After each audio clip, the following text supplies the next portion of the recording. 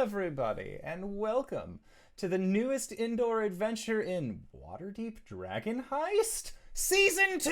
Waterdeep War of the Spark. Today is January 14, 2020, and you are loved. And that is a very important thing that we like to say and believe it to be true at the beginning of each and every single one of our sessions.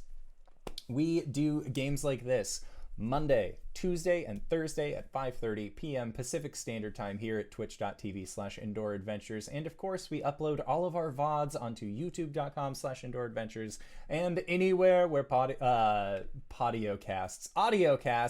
can be found, all under the same moniker.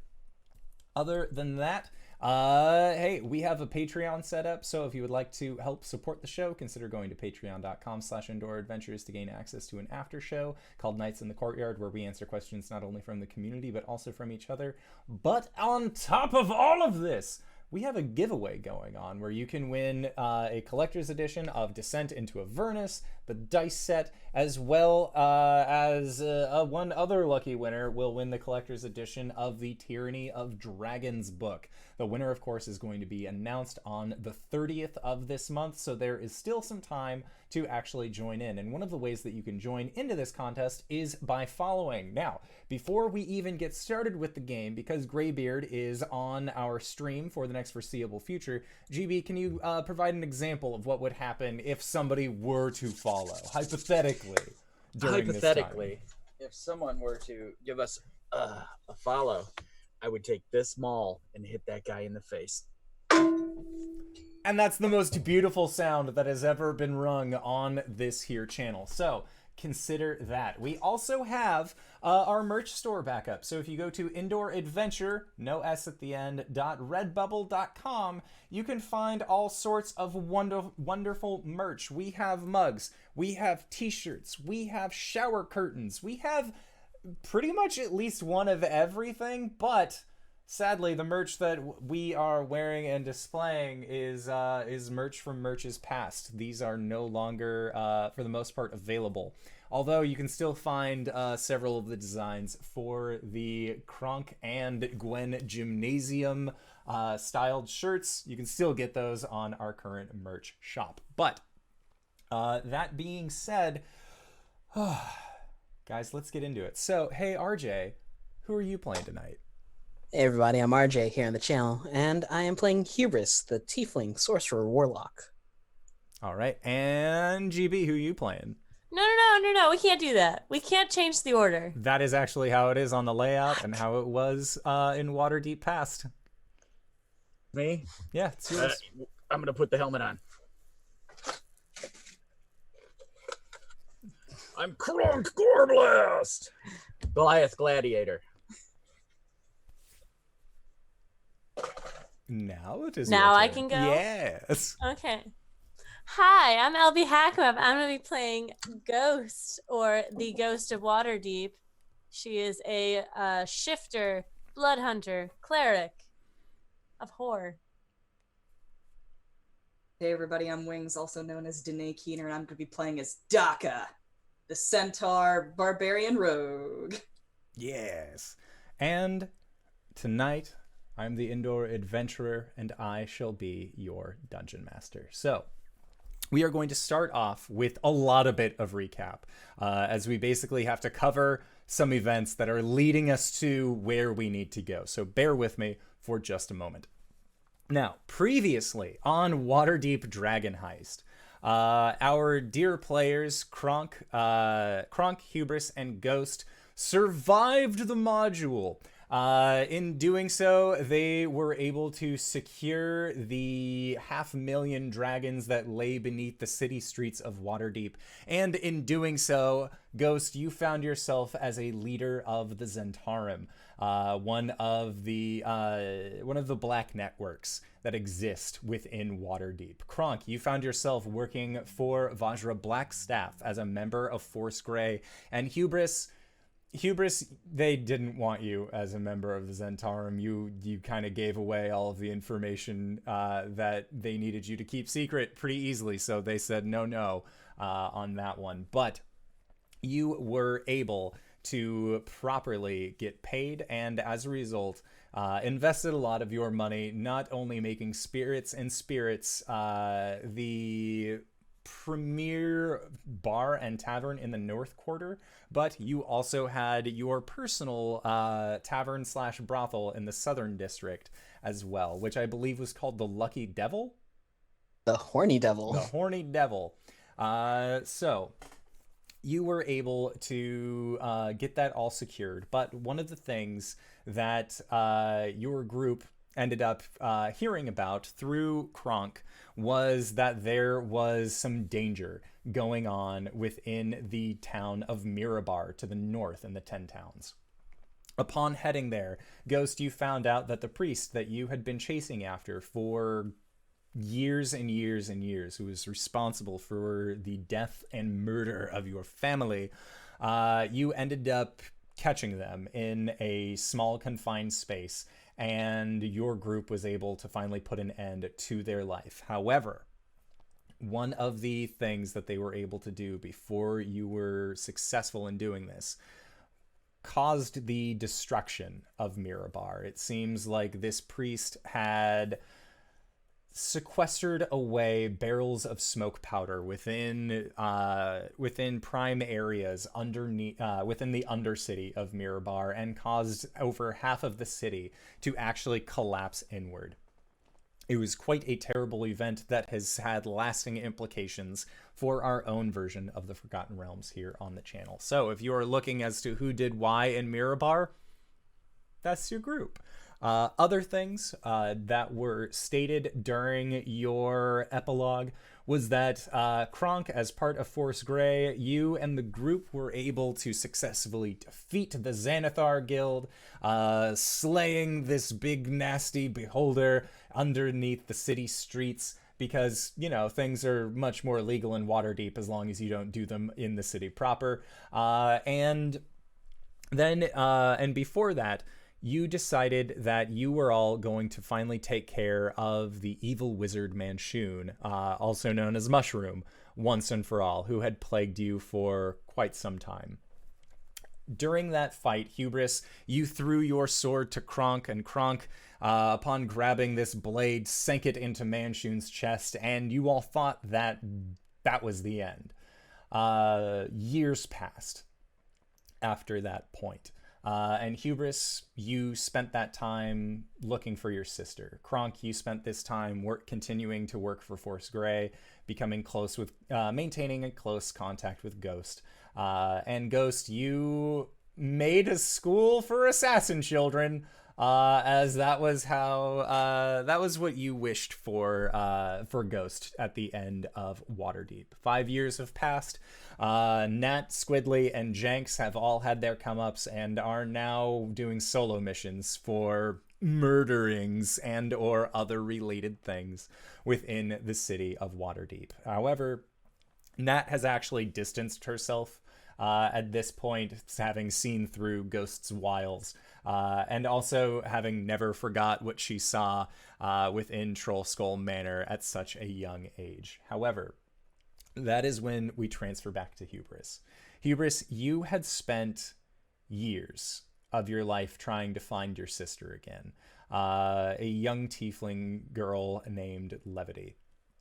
And Virtue, sorry, wrong tiefling. We have so many of them, but trying to find Virtue. And you finally did.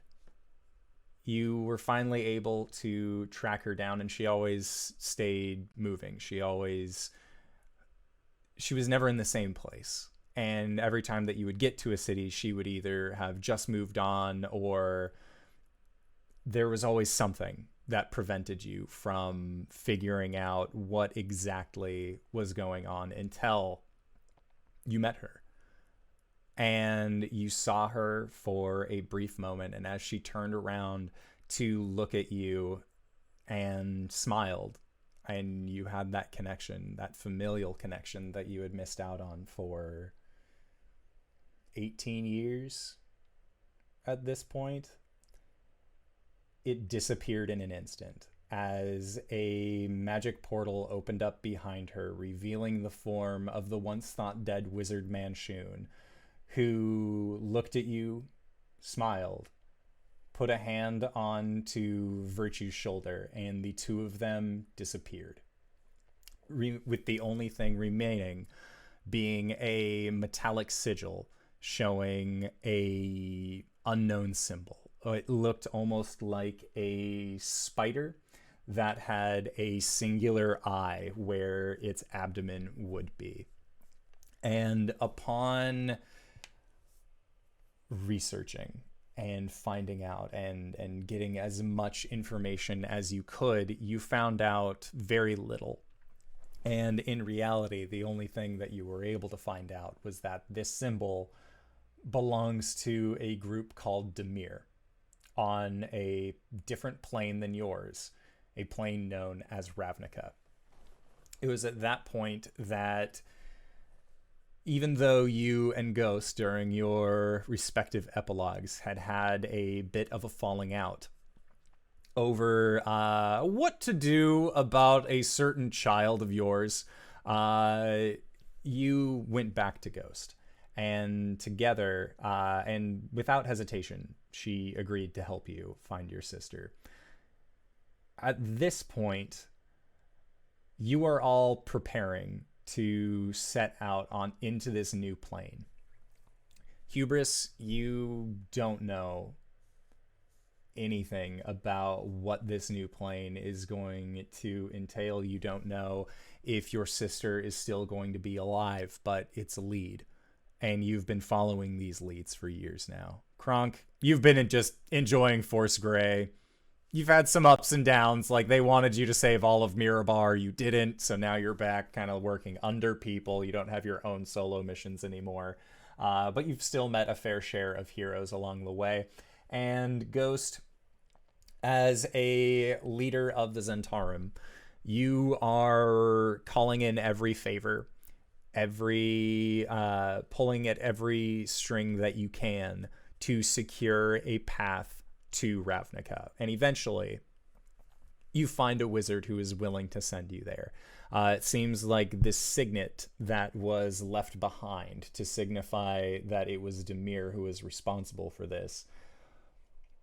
This can act as a tuning fork for a plane shift spell. But plane shift is expensive. And even though you had secured 500,000 dragons at the end of Waterdeep, after having gone on quite the spending spree to really deck yourselves out in all sorts of fantastic and wonderful gear, you know that it's going to take the majority of the remainder of all of your monies to be able to afford this spell. So we are going to pick up the morning before you guys end up going through this magical portal. We will say that we are picking up at the Astral Saucer, the Starbucks of Waterdeep, where many a breakfasts have been bought, and let's get into it. So Ghost, you, Hubris, and KRONK are basically sharing one last mediocre breakfast. You could have had a better one, but this is... It's like when you and your friends would always go to a Sherry's, and then you haven't gone to a Sherry's for years, but then you meet up with those friends again, and you're like, ah, fuck it, let's go to Sherry's. We know it's terrible, but like at least we have that feeling of nostalgia there. So the three of you are together enjoying this breakfast. What's going on in everyone's heads? Let's get into this. Enjoying is a strong word. KRONK is like got the moon over my hammy breakfast platter thing going on, and he's just snarfing it up because we're plane hopping, and so he doesn't know if he'll have a decent meal again. What's gonna what will be there on this other plane. Ghost was probably dragged here by KRONK to do this. She doesn't understand why we have to have breakfast before the day before we go. This is the morning of. The morning of. Okay. Yeah, this is the morning of. Yeah. She still has been dragged here and would rather not be here. She's probably drinking tea. Probably ignoring Hubris altogether. Okay. And while we're here, let's go around the table. Oh, yeah. For all of our new viewers, what does Ghost look like? Especially now that Ghost- there has been a time skip. Yeah, so Ghost is a white shifter. She has white fox descent in her blood. The shifters are lycanthrope descendants, basically. She's got her left eye is a little blue flame that has like a black background to it. It seems to be almost like what you would see if like there was a creature that was raised from the dead and they have like the red eye normally, right? Where like their eyes burn red. Yeah. But hers is blue and it's just on one. She has gold, her other eye's like a gold sort of animalistic eye, flat nose, mostly with she's got a little snoot, a little black snoot at the end. Dark red lips. Her hair is probably not slicked back anymore. She's probably relaxed it a little bit, but it is maintained very well. She has like fox-like ears that have a black tip to them with a little bit of floof on the end. She's wearing very nice clothing. You might describe it as like what a school teacher would wear at in an English countryside, Victorian era. She has a bustle on the back that when she sits, she doesn't quite sit on it. It sits up where she keeps her gauntlets that are back there. But these two would know that, but others wouldn't. She wears a skirt. It looks like a pencil thin skirt, but it's easily tear away so that there's pants underneath that she can do work. And she's wearing thigh-high boots that click a lot when she walks. Yeah. All right. So that is Ghost. Hubris, what do you look like? Sorry, Hubris is a tiefling. He has two horns, a white tiefling with a horn that kind of curls on the side of his head. The other one is broken off from a previous misadventure. He has black sclera, blue eye irises, and his hair is slicked back. It's a little longer now. He hasn't had a chance to like really maintain it, given running around looking for virtue. He has a scar along the bridge of his nose from before Waterdeep, and it's not in the character art, but now he also has a scar along like the side of his lip. He's wearing a white undershirt, a black vest, and on top of that, a long black jacket. On his right hand, there is a black glove that it's leather, basically. And every now and again, it just like drums on the table, but you can hear a metallic instead of like the normal twiddle. Regular black slacks and black boots. He's traded in his more ostentatious clothing for something a little more subtle, in case like someone were to spot him on the streets of Ravnica and report back to Manchun. It's just, we saw a tiefling in all white. That fucko. What else?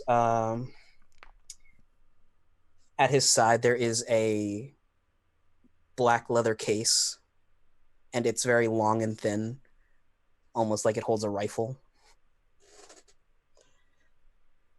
That's Hubris. He has one black coffee, and he's just staring at it. And what does KRONK look like? Let's get into this Goliath. All right, I have to ask, did anyone tell KRONK this was a stealth mission? That he shouldn't be KRONK? I mean, yeah. Okay. All right. Then he's dumbed down his look. He looks like like a bodyguard. He's got, ties around the biceps kind of thing. He's wearing a adamantium breastplate, but it's under a huge tunic. And the tunic is like a green or a brown, whatever color palette Ghost is going with. He just basically is dressed like her bodyguard, but he's got dags and instead of like pants and greaves and bracers, and he is loaded out with weapons. He's got a ball and chain, scimitars, a battle axe, his great sword, and a maul, all on on his back. And his he completely he has his gladiator gear with him, like his helmet and such, but it's all in his pack. And he's actually wearing like his cloak of displacement. And Indor, I need to ask, did we say that the cloak of billowing is the same cloak as the cloak of displacement? Okay. Yeah, we can double up on those. That's fine. All right, then he's wearing the cloak of displacement, and he has a tendency to talk to it, but he's been sad because he hasn't been able to be KRONK GOREBLAST, and he's trying to be quiet because we're on a stealth mission. So, but he's huge. He is the biggest Goliath anyone has ever seen. So he was born and left to die by the Goliath or something, and raised in civilization. So instead of half starving like Goliaths in the mountains and having to survive, he was just fed and fed and fed. And so he's 8 foot tall and 600 pounds and probably 4 feet wide. So you have Clifford syndrome. What? Said you have Clifford syndrome. Somebody loved you so much that you just grew to an unreasonable size. Exactly. So yeah. But yeah, and other than that, he has I guess if we're in stealth mode, he has fake tattoos on half of his face. Like henna tattoo type thing done up on half of his face. Other than that, KRONK has no tattoos. No visible tattoos. Don't you lie to them. I know. They would have found out sometime, because I'm going to get naked at some point, because that's what KRONK does. You heard it here in episode 1 of season 2, folks. KRONK will get naked at some point. Naked KRONK time. Naked. All right, so anyway, yep, that's him. That is our party. They seem to be rather silent, enjoying, heavy air quotes on the enjoying part, their time having reconvened. And Hubris, do you drink your coffee at all? Nope. All right. So yeah, your coffee goes from hot to warm to the perfect temperature to chug to just cold. It is winter in Waterdeep, as it has been, as it is yearly, but this is just around the time that you were actually able to figure this out. Hubris, you don't necessarily like the cold due to your infernal bloodline, but thankfully you are wearing warm enough clothes now, versus the last time we checked in on you during the winter, that things are at least all right.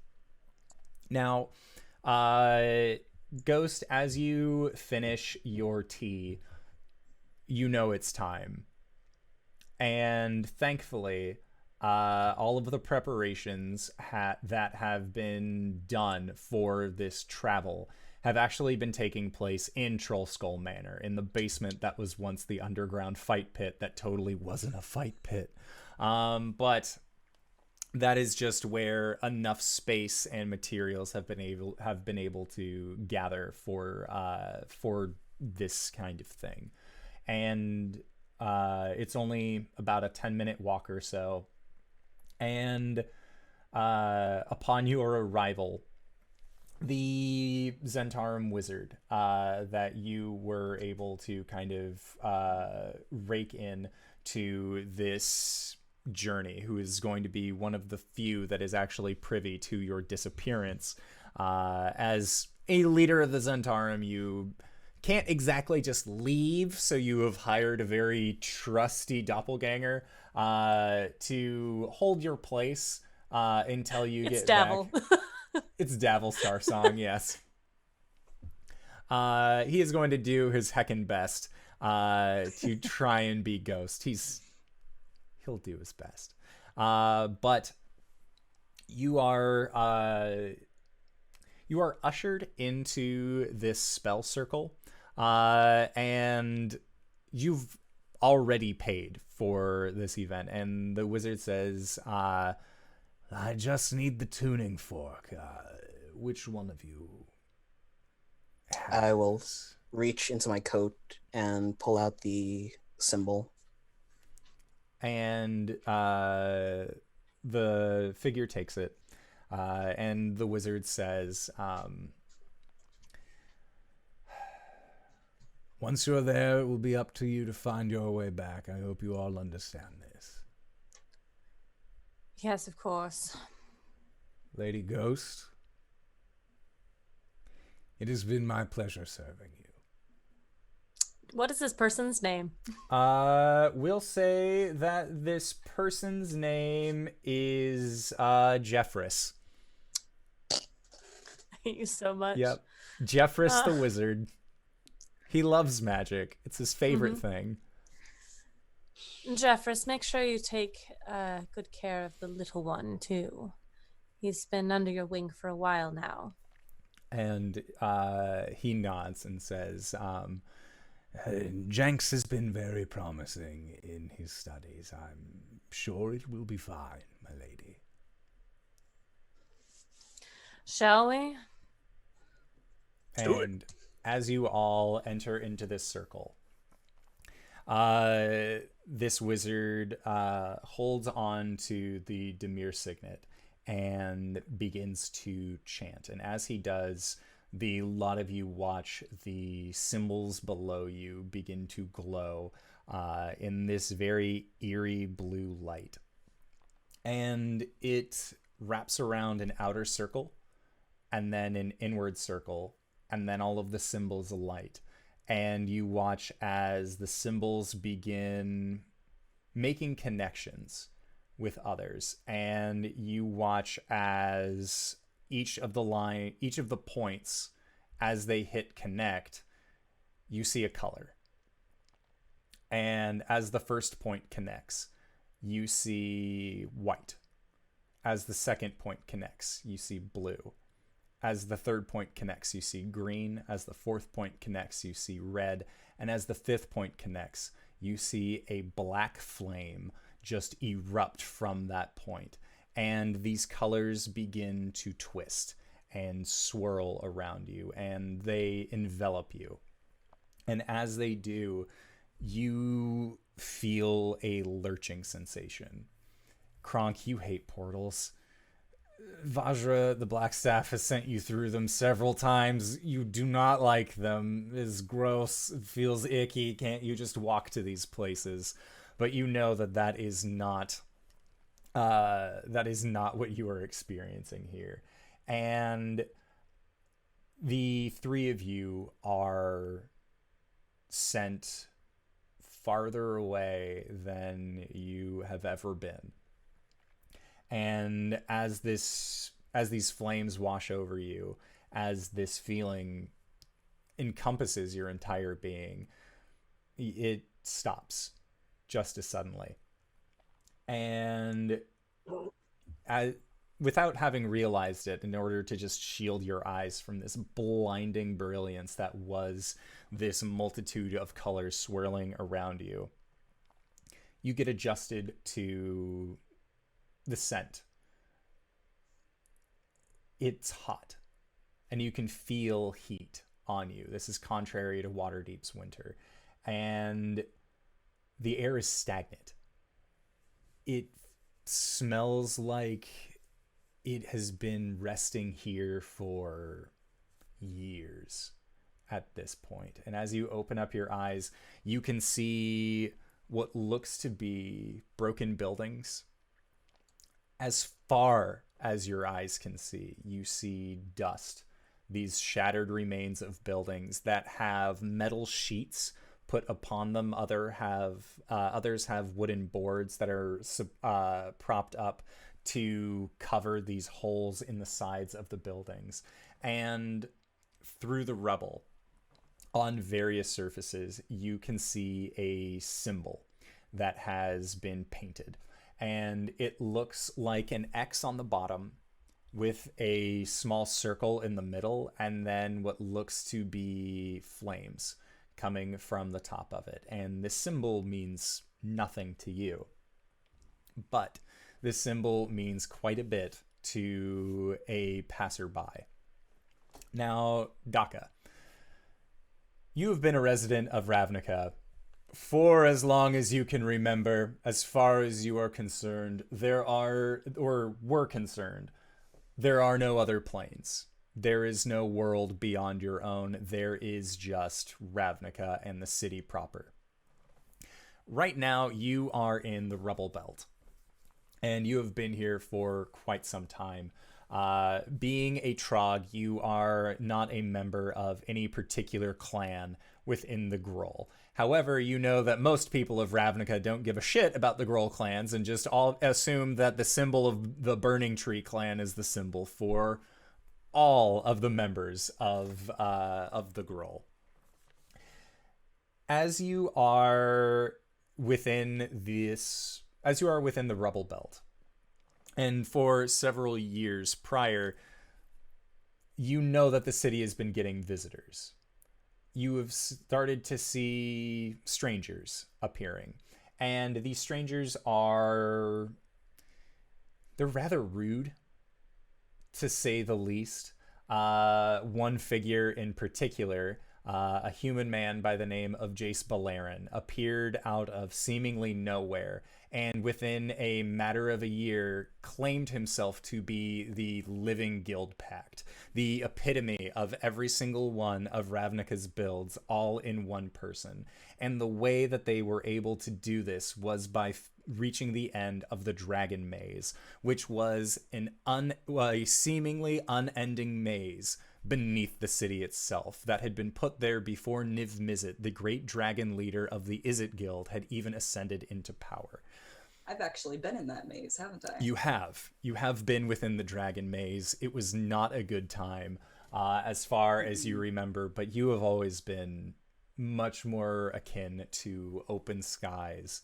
And as you are concerned, fresh air. And not fresh in the Selesnya way with their Vitugazi trees and everything else. You're meaning fresh air in the Groll sense. You need a little bit of iron from blood or steel that has been shared, just floating in the air to really get that sense of home.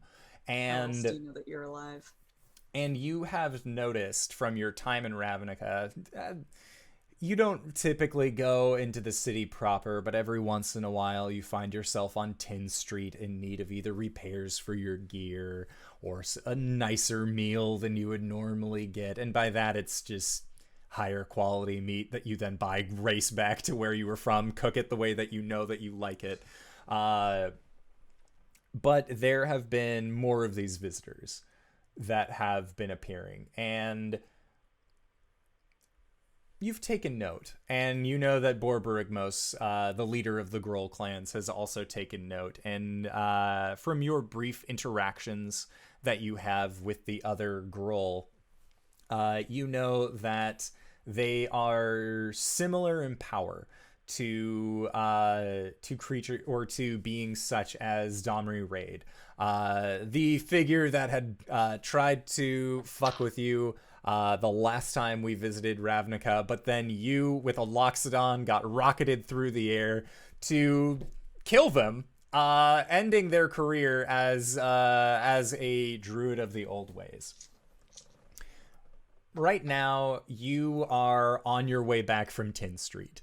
You are a very, very quick individual, so going miles at a time in a brief amount of or going a great distance in a very short amount of time is not unbeknownst to you.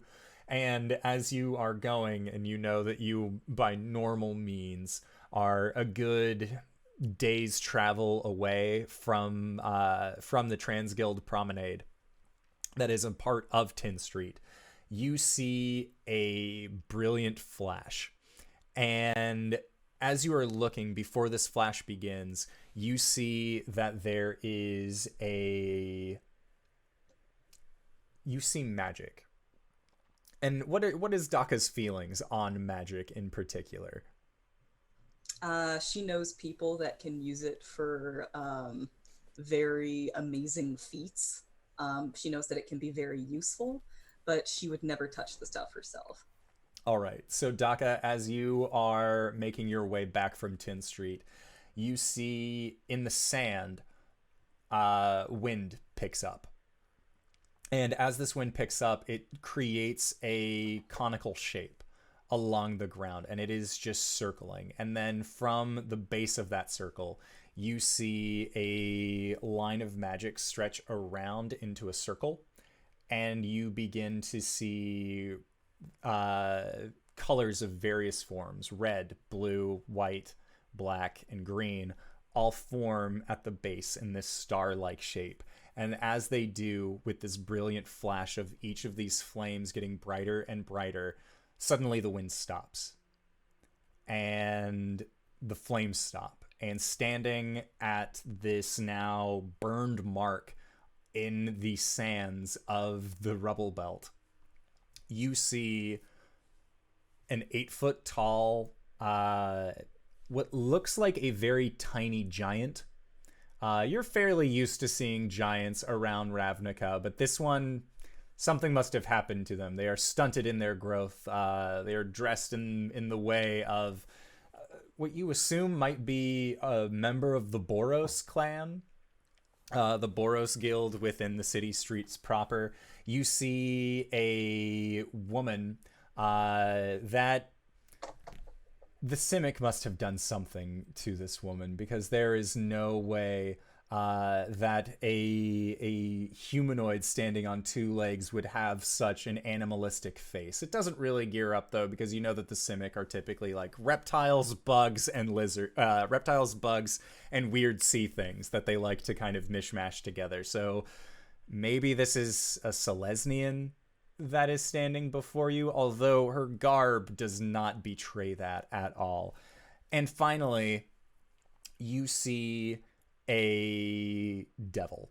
You see clearly a member of the cult of Rakdos standing before you. They have horns, they have a tail, they have pointed teeth, but their clothing doesn't betray the fierce red-black harlequin designs of the cult of Rakdos. He seems properly dressed, almost like he would be better fitted for the Orzhov Guild. In fact, now that you look at it, this devil and this weird Selesnian hybrid seem like they would be better fitted for Orzhov anyways. And as you look at them, they are looking around, very confused. But there is one thing, there is one specific thing that is eating at you when you look at these figures. And that is the devil's horns. You see that they extend out, and one of them extends out and forms upwards of a crown, and you can see that the other is broken. You've been warned about creatures that have this specific horn style pattern.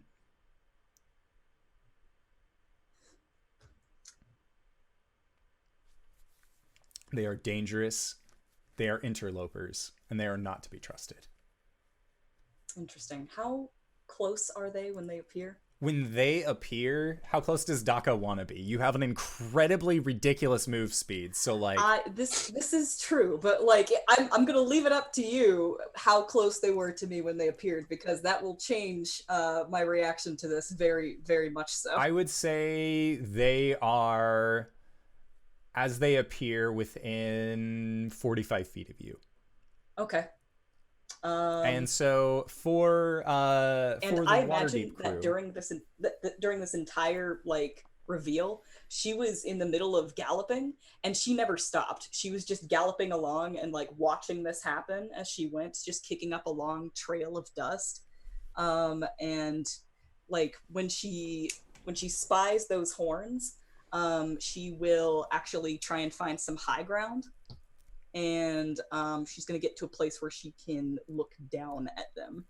Make a survival check, and we'll say with advantage because you're on your home terrain. Oh yeah. These are the stomping grounds. These were Natural 20. Fuck. Okay. Dakka, you find the perfect spot where you know that if you stood on this ledge of a broken building, the sun would be directly behind you, making it impossible for anyone to stare directly at you. For if they did, their eyes would hurt, and that sucks. And so, you do not see Dakka immediately, but the three of you have appeared on this planar, in this planar landing, and looking around. There is this rust-colored dust that is just kicking up. There are all of these abandoned buildings, and this looks like a desolate place. Like nothing could ever possibly live here. Said that this was a city.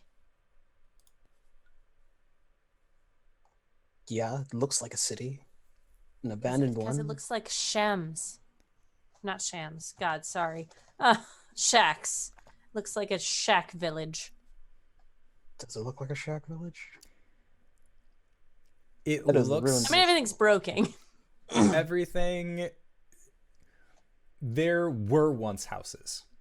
And these houses have fallen into such disrepair that if there are inhabitants, they are using the bare minimum of means to kind of prevent any sort of any additional wind deterioration. It seems like this looks like the place where you would find scavengers. If Ghost, you know from your travels, having been raised relatively close, all things considered, not really, to the Anarok Desert, that I grew up in the north of the north. the Anarok Desert stretches up past the high ice. Okay. It's just a cold desert. But you would have seen nomadic people. And if anything, for you Waterdavians, this looks like the ward that exists outside of town, where you had ended up fighting the butcher, that sort of thing, where like the houses are in disrepair to the point where you know any kind of local government isn't going to sink the cash in to fix this. Doesn't look like there'll be any constables around. Yeah, Sweet. fully Now, know did we- nothing. Did we see Dakka? Yeah. Make okay. perception checks. It'll be a disadvantage because Dakka's standing in the sun. Could I use my sniffer? I'll say yes. You can sneeze. Do you have that thing where you look into the sun that makes you sneeze? No, because I rolled a 20. Damn. Natural 20? Yes, natural 20. Okay. Is that disadvantage in it? At advantage. Oh no, for everyone else. So Oh, I rolled at advantage. Hold on. yeah, yours would I'm be just gonna flat. reroll. Yeah. I don't know why. Don't grab the dice, kitten. It's another natural 20. Womp, womp, womp, womp. All right, so KRONK, you are looking around to try and find some sort of life, and you see an odd-looking beetle scurry around some of the rubble. Hubris, as you are looking around, just the scent of this place, the heat going from immediate cold to immediate warmth, is kind of throwing you for a little bit of a loop, and just being in a new environment, you're like mentally trying to catalog everything that you're seeing. It's like when you move to a new location and you're driving there for the first time, like that sort of like, I don't know anything here, so everything could possibly be dangerous. Ghost, you know that your eyes are, while they are good, they are not to be trusted in new places. Wizards can lie and use all sorts of means to fool your visual senses, but the nose knows. And as you close your eyes and you begin to take a sniff, you smell rust, you smell dirt, you smell, quite honestly, a right amount of filth. And then you smell sweat. And it's like horse sweat mixed with a person's scent. But it's coming from the same location, and as you continue to sniff, you follow your nose in a direction, and as you open up your eyes, it's that immediate like burning of staring into the sun, but you know that there is something up there. Dakka, you have watched these from up above. They're all looking around, seeming to do something. And then this weird animal person has stopped and is using their nose to sniff you out, and they seem to have spotted you. But thankfully, the sun was on your side this day. So Can I tell- use her You as can a tell shadow? that they have spotted you. Yeah. Okay. Dakka's just gonna kind of continue just like looking down her nose at them. And how far am I from them at this point? At this point, you are, let's say, 60 feet. Okay. I will actually take a step to the side so that, or like just a couple of steps to the side so that they can catch a look at me. I'm going to kind of raise a hand in a non-threatening way, but I'm also going to make my weapons very visible. Which is to say a short bow on my back and two short swords, just kind of slung on either side of my human torso. Dakka is, well, you can't tell how tall she is from here, but she has long, dark red hair with shaved sides, and that hair just kind of goes up and back and then down and then splits into two braids that go over her shoulders. She is sleeveless, and you can see that she's pretty beefed out. She's very, I don't know, she's cut.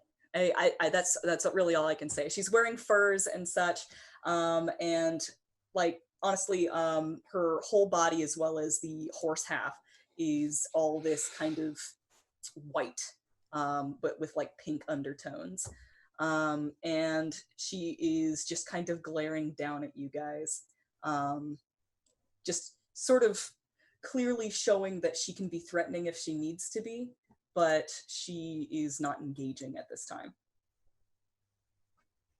What an odd creature. Can we tell Dakka his top half is female? I would say yes. I look at Hubris and Ghost, and if they don't say anything, I'll mirror the image, whatever hand she rose, KRONK will raise, and it'll be like, "Hi, horse lady." Well, Dakka, at least you know they speak common, which is a plus. Their accents are weird, and they don't sound like any of the districts, but you also haven't really been outside of the 10th.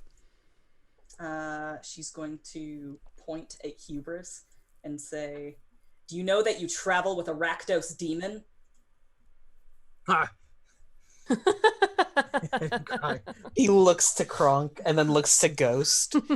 Which one's the Rakdos demon? Points more aggressively at you. He's a tiefling. Do not have those here.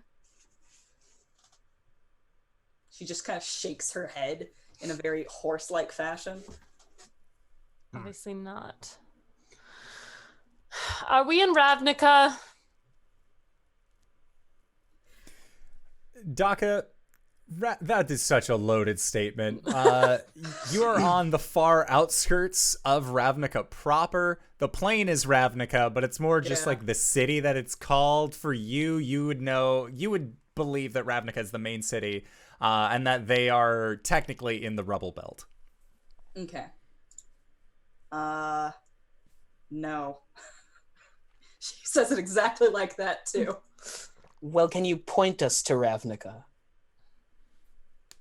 She'll look off into the direction where the city is, and she'll just point. Thank you. So kind. Do people live here?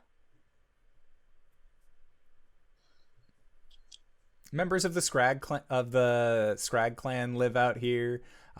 You know that some members of Burning Tree occasionally frequent this place. Gruul do live out here. People are acting awfully lost. If you can't tell, we're new in town. How far is it to the city? A day's travel for them, right? Yeah. She's going to start just walking slowly down this slope as she's continuing this conversation. She says, Ravnica is a day's travel away for you. Lovely. Wonderful. Are there What are you guides? doing out here? Looking for a guide.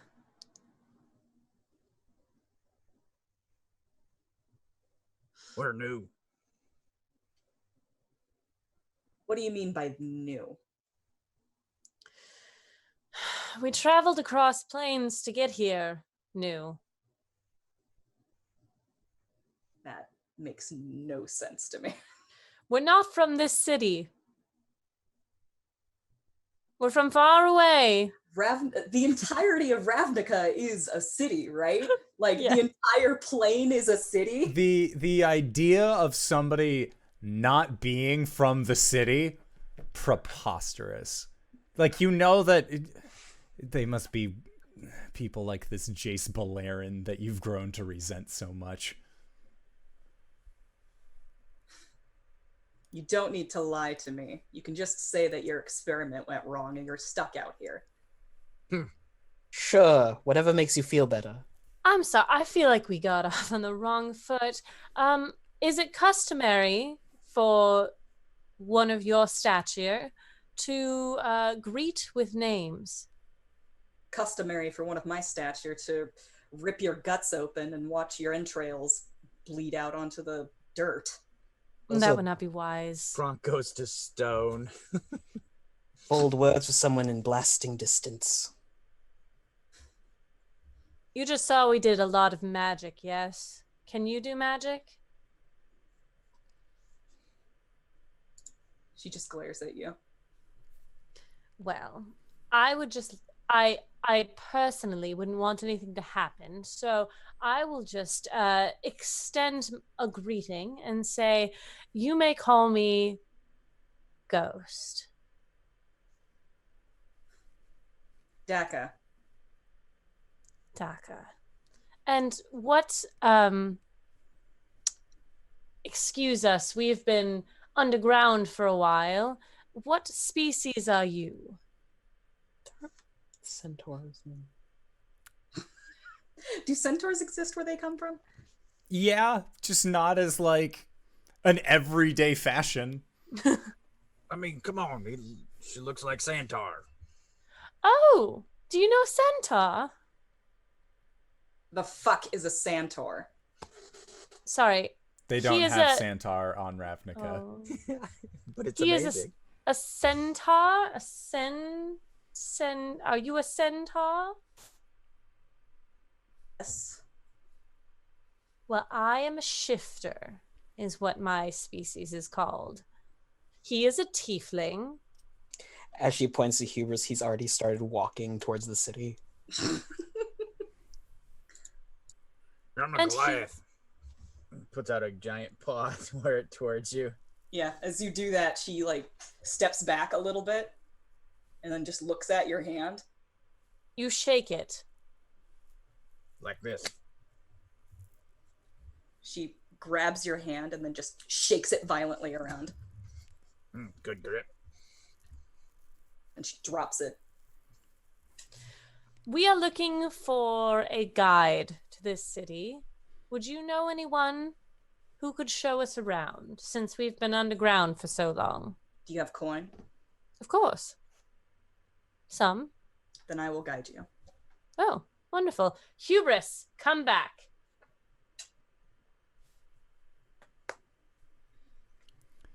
He stops Clearly, in this place. is the leader.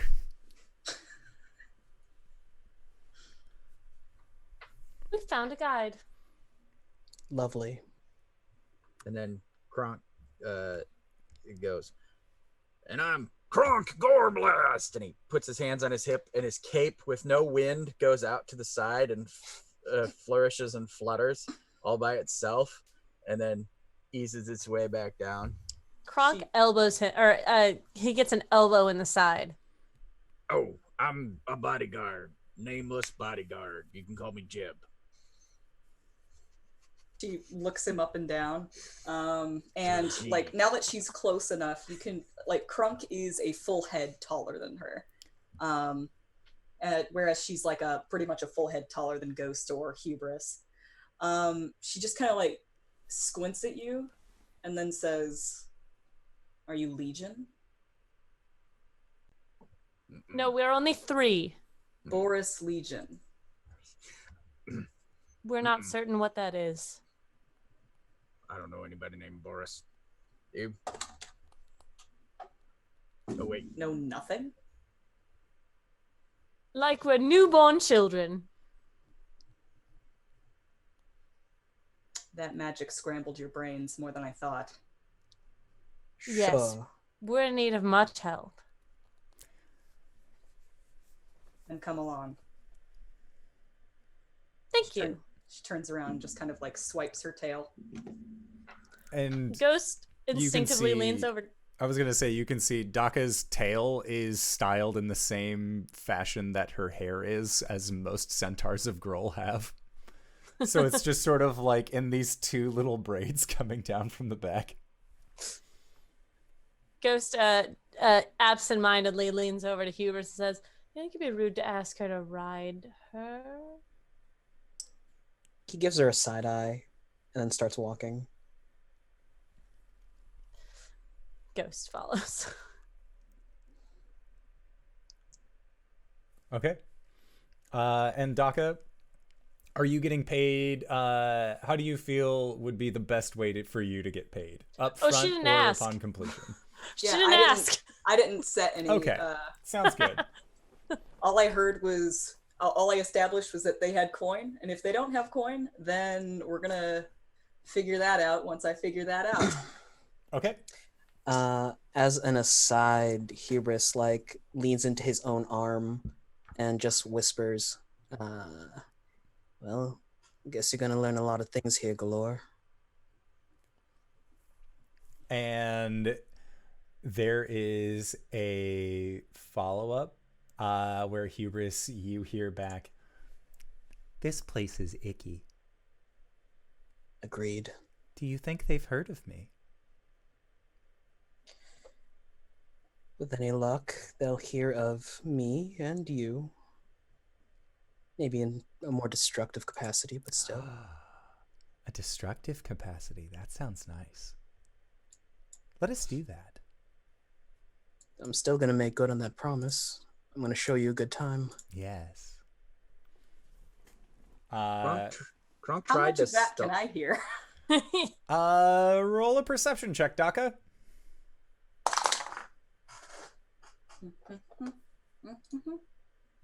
Ghost, you can also roll a perception check.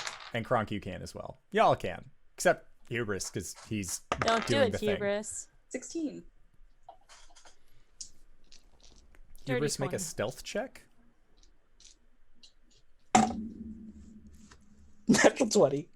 Woo! Jesus Christ, everyone. What is it total? Natural 20. Any modifiers or... Oh, 22, sorry. Okay. 20. 17. All right.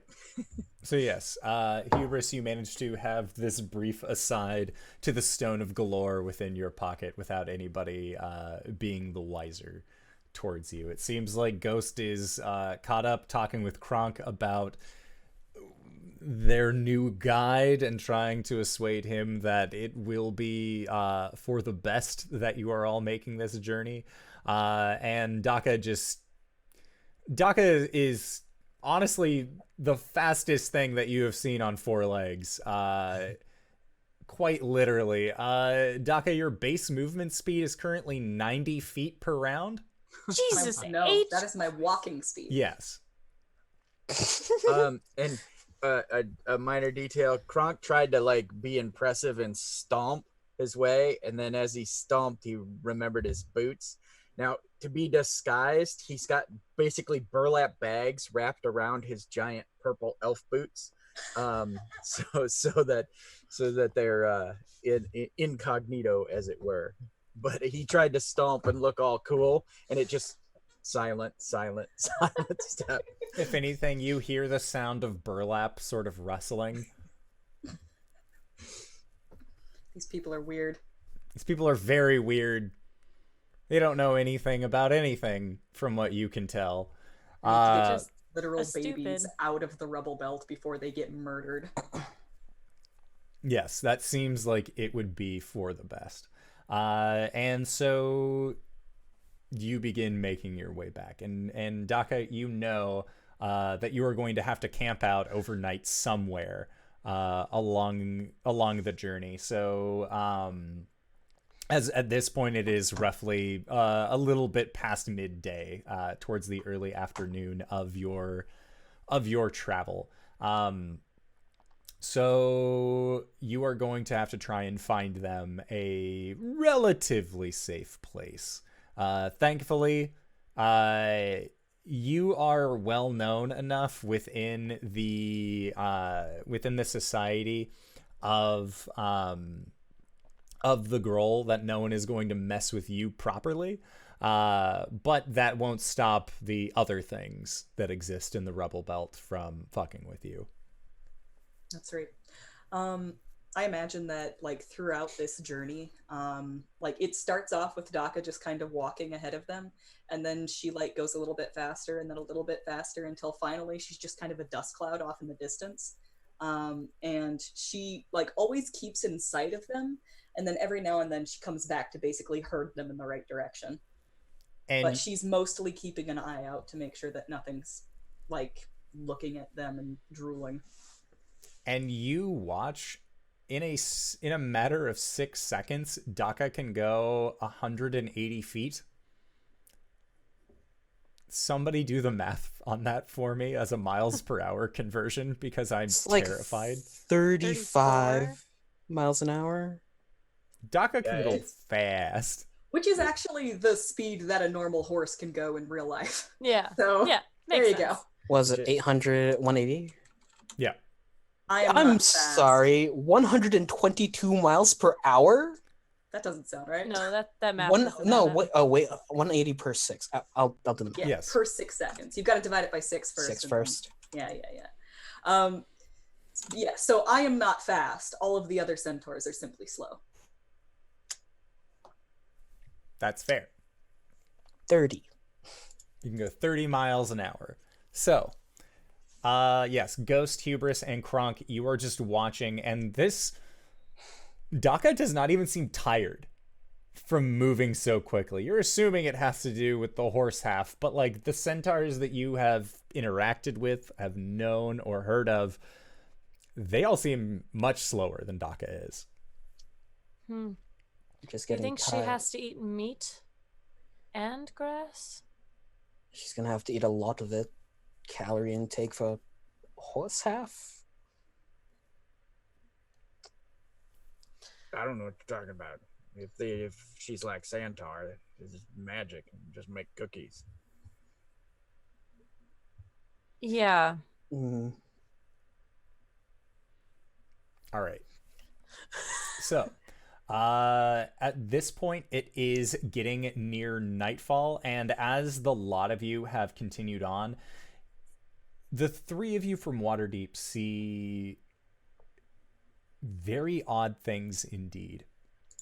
So not only do you see these like broken down buildings, but you also see large metal tubes that seem to jut up from the ground and then extend outwards of about 100 feet or so and then go back into the ground.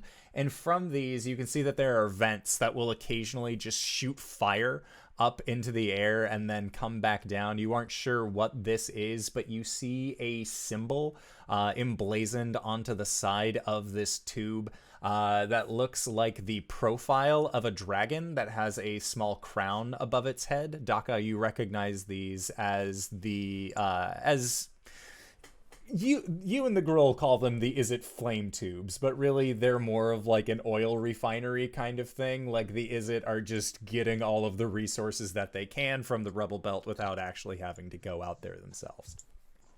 Dakka was your name, yes? When she comes back around. What are these fire-spitting things? Is it foolishness? What's an is it? Nothing. What's an is it with you?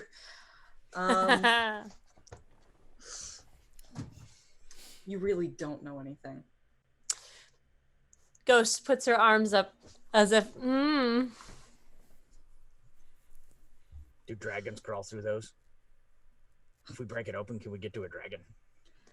Do I only know of one dragon in Ravnica?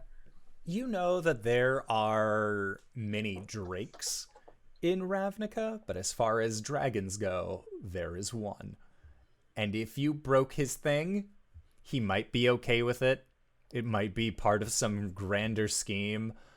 Or you know that you would have some Dragonauts actually chasing you down. And those Dragonauts are gnomes in little arrow machines that will actually fly after you as they are powered by electricity and track you down for having broken their master's glorious inventions.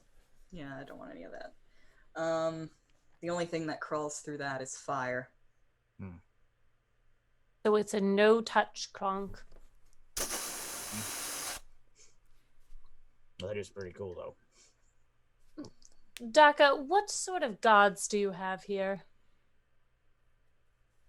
There are no gods. Smart place. Like in The In last time I met a general? god, I killed it. Do you just not believe, or There are many fools. fair enough? How much longer until you want to make camp? Is sunset pretty soon. You know that you have another hour or so, and then it will be nightfall. Okay. Another hour or so. I'm pretty sure time works the same way. Yeah, Sure. Okay, cool. we'll just say it does to make things fucking easy. Thank Is you. there? Is it a 10-day? Is it No. a 10-day? Ravnica has weeks!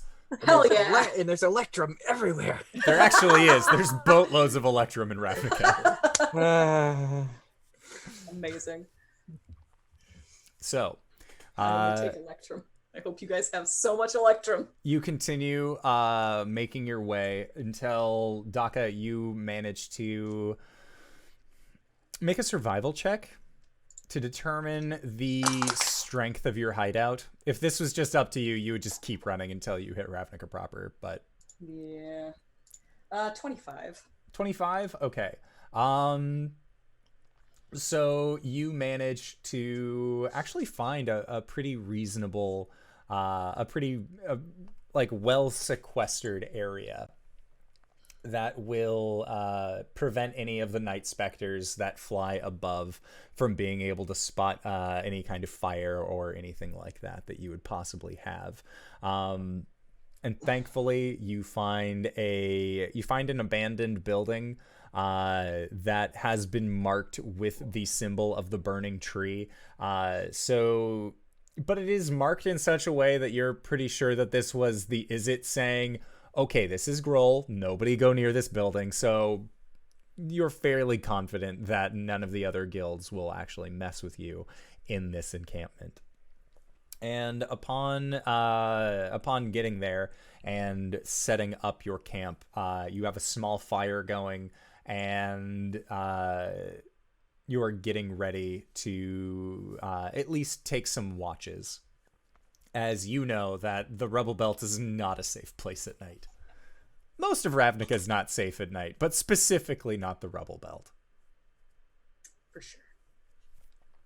All right, Cool. and as you gear up for this rest, that is where we are going to go into our break for the evening. So I would like to say thank you to everybody who has decided to stop by and join us as we go into Season 2 of Waterdeep, also known as Waterdeep War of the Spark, and we are going to try and be back in 5 to 10 minutes, so don't go no place unless it is to grab a food, grab a drink, grab a friend, or possibly go to indooradventure.redbubble.com, pick yourself up something nice, or hey, consider checking out the giveaway that we have going on right now as a celebration for hitting 420 followers. Yeah, blaze it. And we will see you guys shortly. All right, everybody.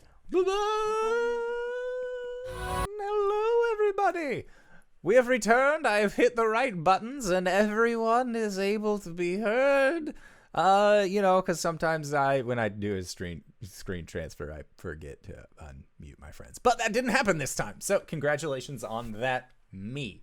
So you guys have posted up for the evening in a abandoned city that has been designated, or in an abandoned house that has been designated as Groll territory by the Izzet Guild.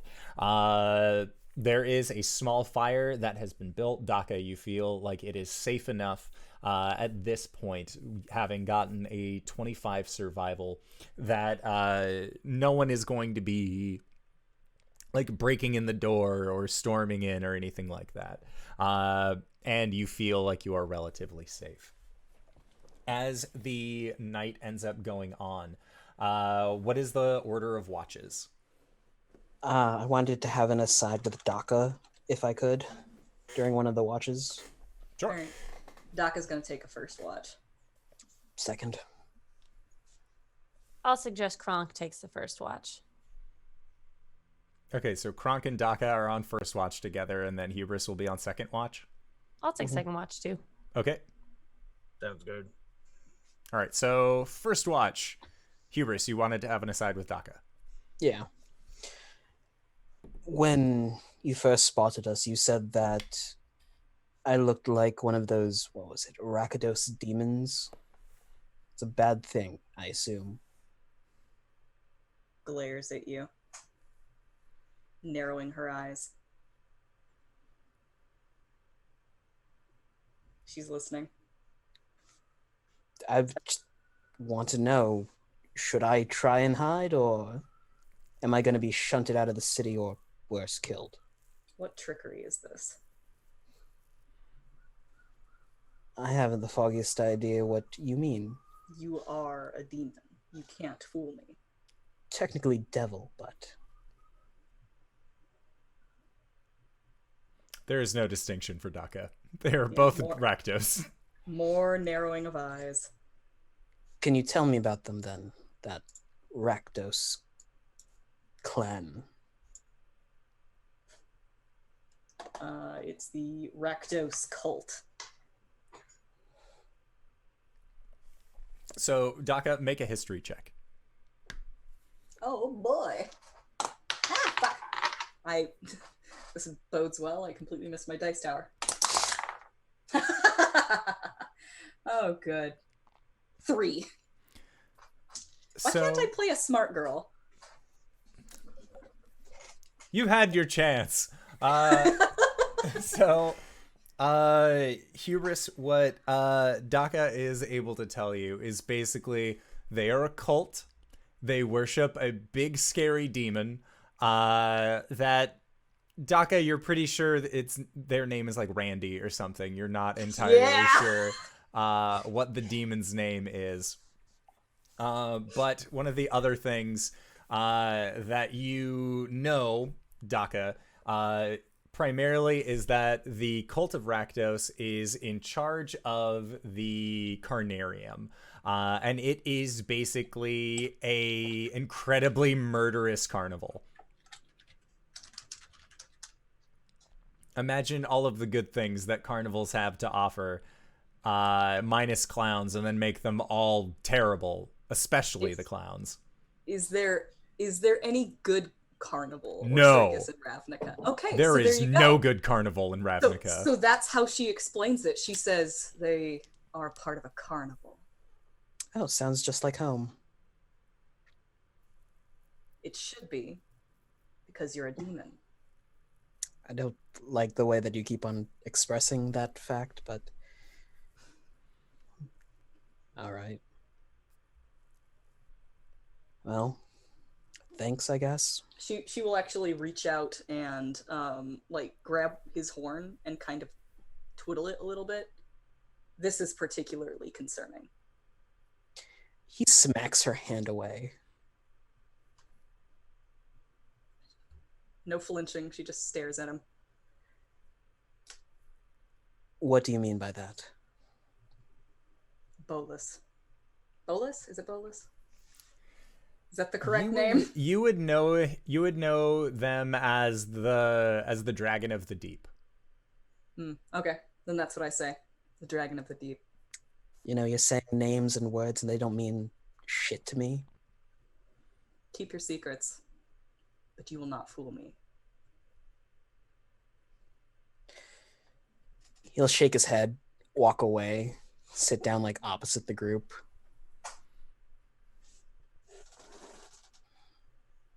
That's it. Okay.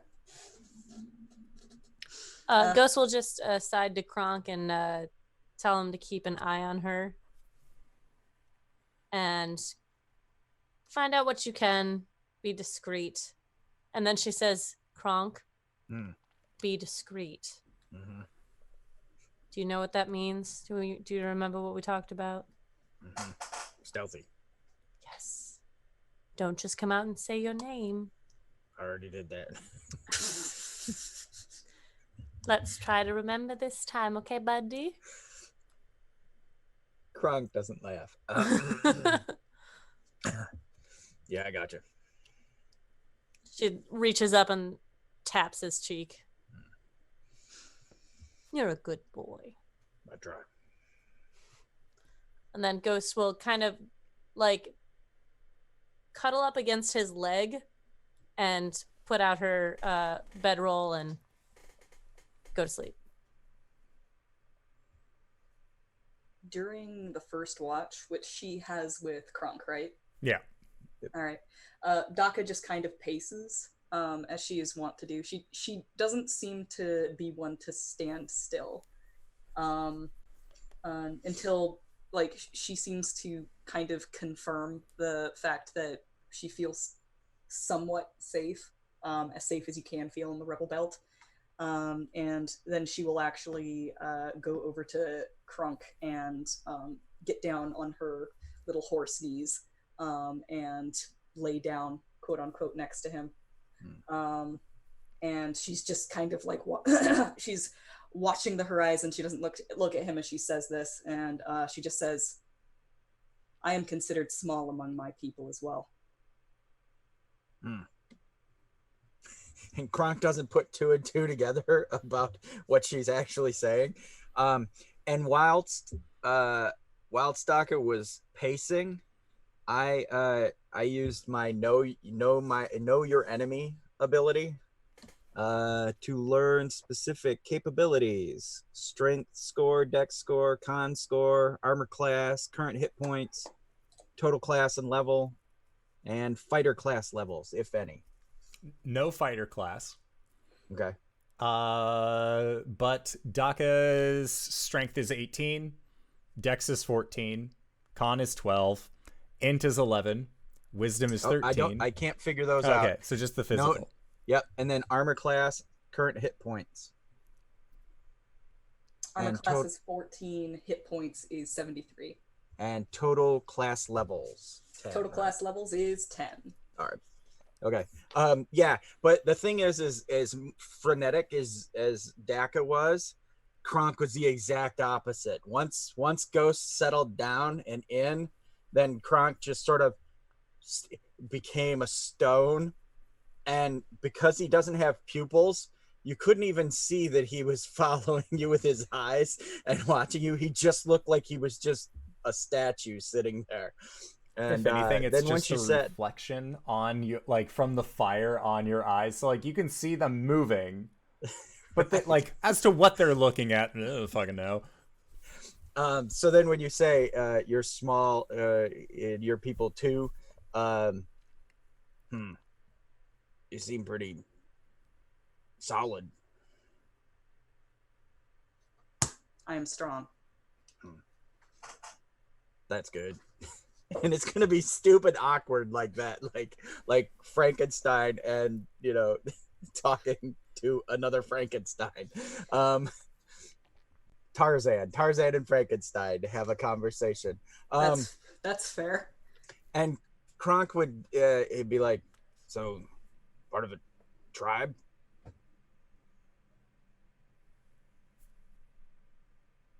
I am clanless. Me too. And he's like points at his tattoos and he's like, these aren't real. It's my disguise. I mean, part of my and then he realizes he's an idiot, and he's like, yeah, I don't have a tribe either. Clan, tribe. Well, kind of. I mean, Ghosts kind of my tribe, and I'm part of a tribe with someone else. Anyway, no clan, huh? What does that mean here?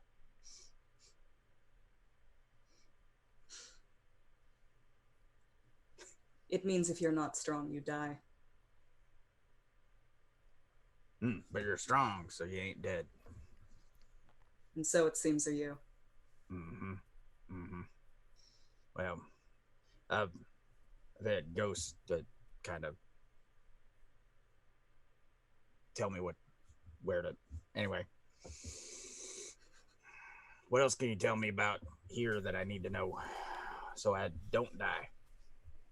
I'll spend a little bit of time kind of explaining all of the different clans of Gruul. And then I will also explain to him about the Legion, which is what I thought he was before.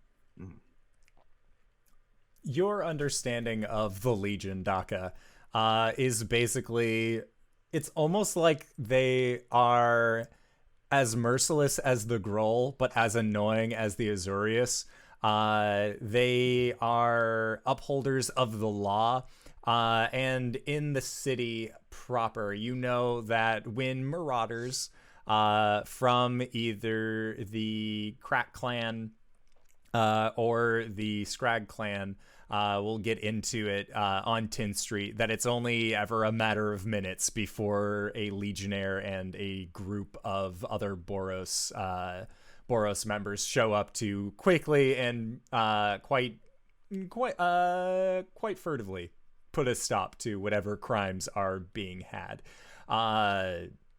You also know that the Boros have angels in their on their payroll. So for you, you are used to seeing, as a relatively common sight in Ravnica, are flying humanoids with flaming swords dressed in reds, whites, and golds that will put stops to crimes if possible.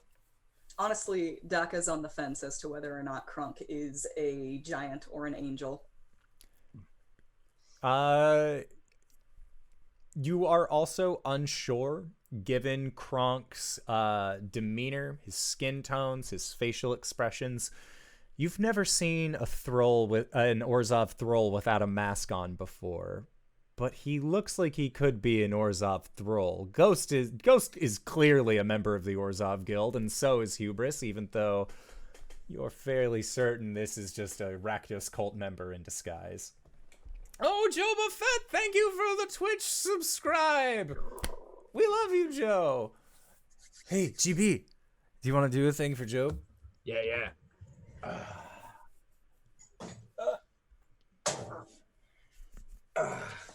Joba Fett, when somebody subscribes or follows when I'm on the channel, I take this mallet and I hit that guy in the face. It's the best noise.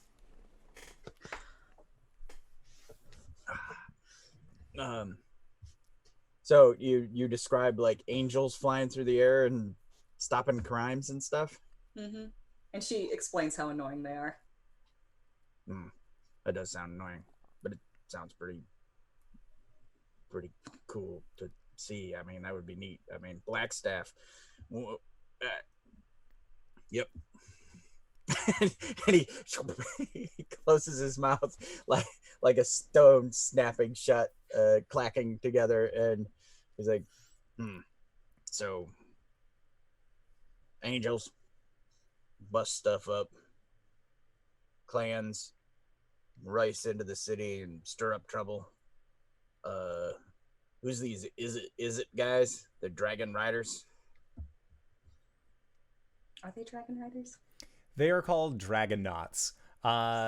Basically, they, as illustrated on the Magic the Gathering card from the Guild Pact set, we Dragonauts are gnomes that fly around on these little aeronautical devices that are basically just attachments that are powered by the lightning and Tesla coils or Niv-Mizzet coils that are located around the boiler works. There are many annoying flying things in the city. I do not like flying. I am not much of a ranged attacker myself. So, I mean, what do? You just roam the wastes looking for idiots to be a guide for? To some degree. I usually find my idiots in the city. This is my home, but I spend much time in Ravnica. And so then when you're in the city, you're a guide in the city? I am a guide wherever I go. That sounds pretty cool.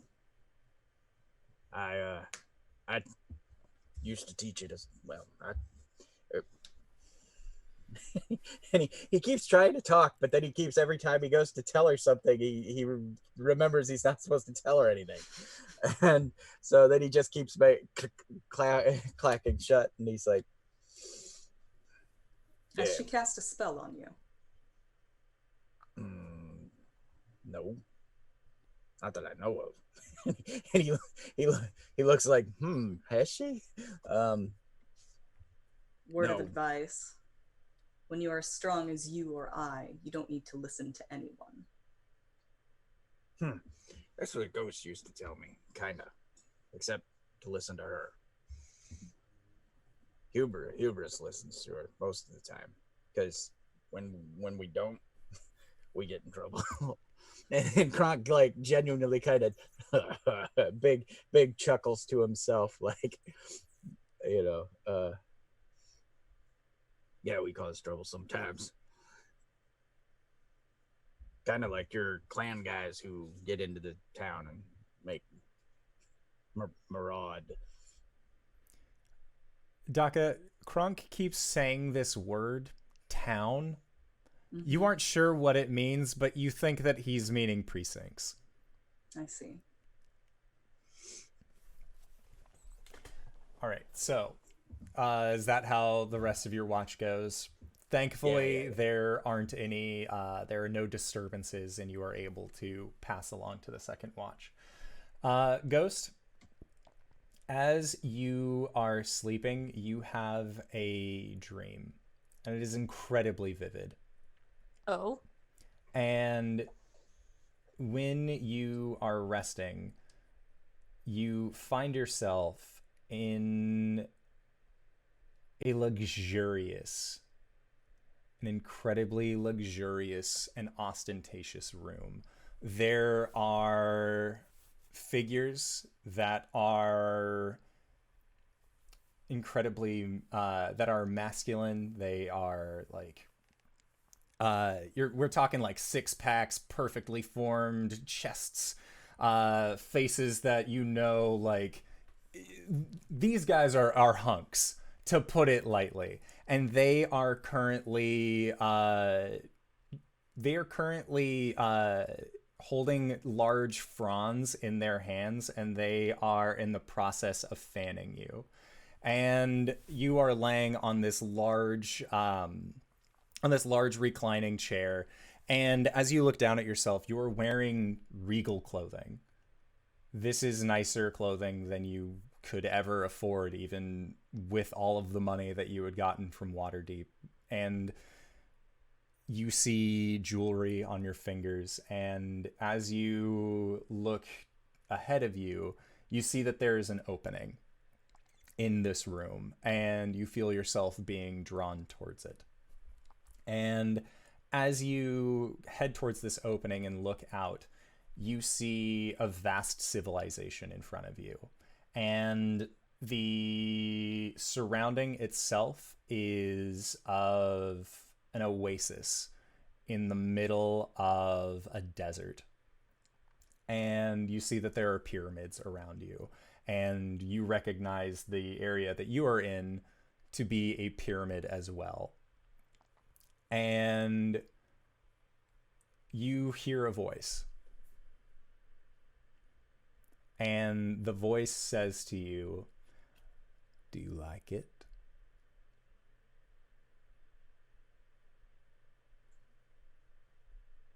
Yes. This could be yours. This and Tempting. more. For what? We can discuss the what later. For now, just be yourself. That's all I could ever ask. Of course.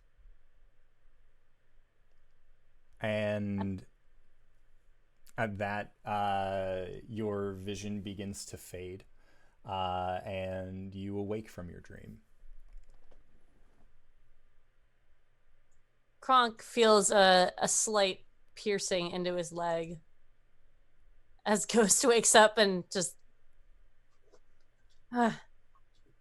sorry. All right. Everything So- go all right? Awesome. Learned a lot. Good. No problems. Didn't see a thing.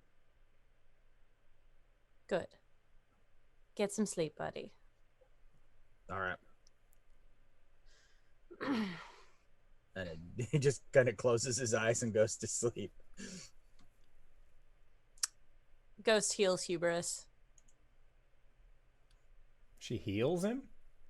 Yeah, like puts her heel into his side. Oh, I was thinking HEALS. I was like, he hasn't taken damage, though. Why are you doing this? Just wait.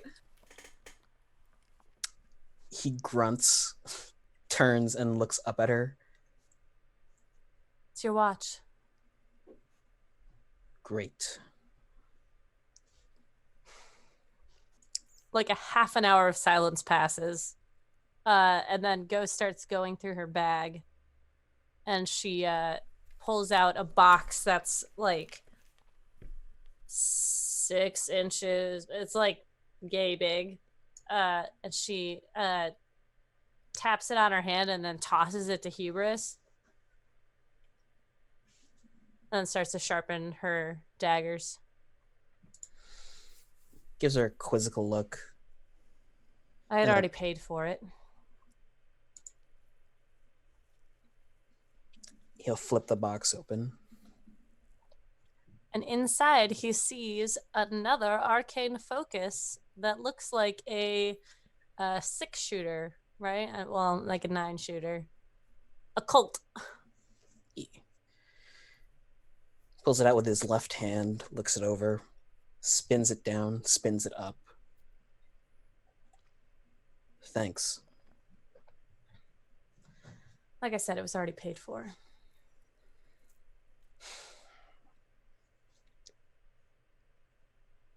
Puts it away, sits down, and just kind of looks at her. Brows furrowed for a second.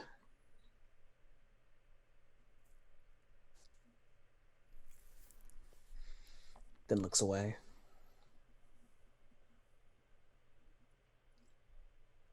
I assume Siren is in a safe place. Like, I would throw her out into the wild for her to fend for herself. That didn't answer my question. She's safe. Safe by your standards or safe by mine? Safe by your standards. Good.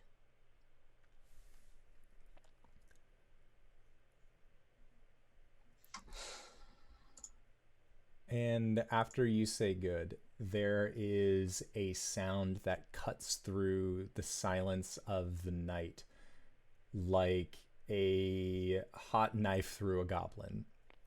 It is a unearthly shriek that seems to echo in on itself. And it's off in the distance. And it is far above you. But it still penetrates the night. Stay put.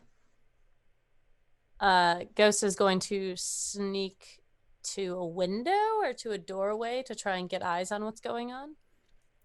Do you have dark vision? That's a good question.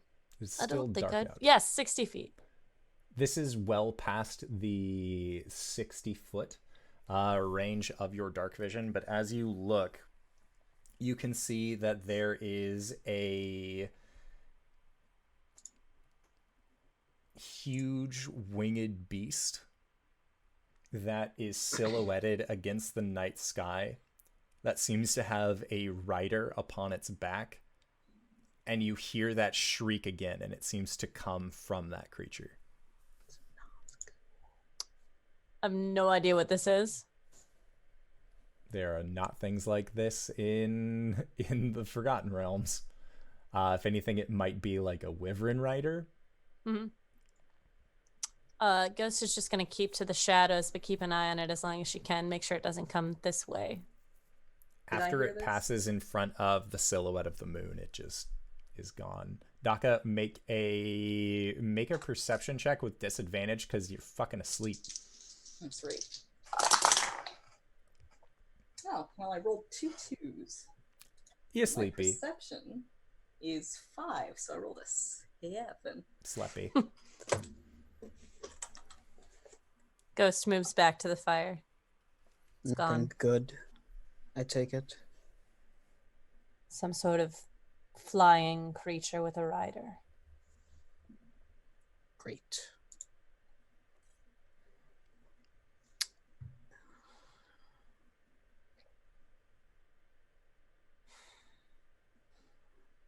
Hubris will go to his case, flick it open, and then just retrieve like the long rifle that he carries with him. Puts it between his legs and lets it rest on his shoulder as he just looks into the fire. This is going to be a long night.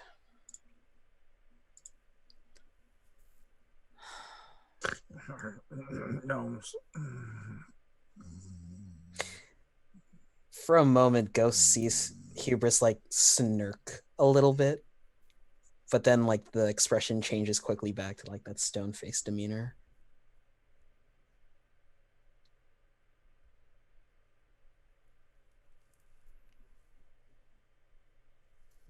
We have one thing to do while we're here. And that's find Manchun. I just want to make it very clear that if your sister is not with him, KRONK and I are not going to wait. If we have a way out, we will take it. That's fine. I was going to offer... It's not perfect, but there is a way back. And what would that be?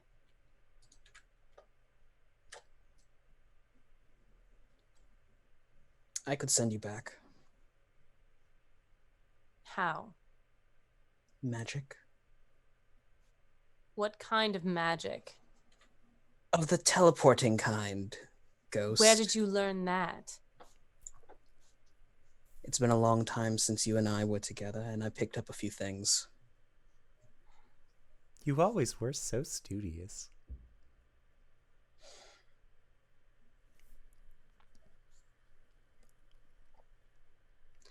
I'll watch at the door. Ghost stands up and walks to the door. leans against the frame.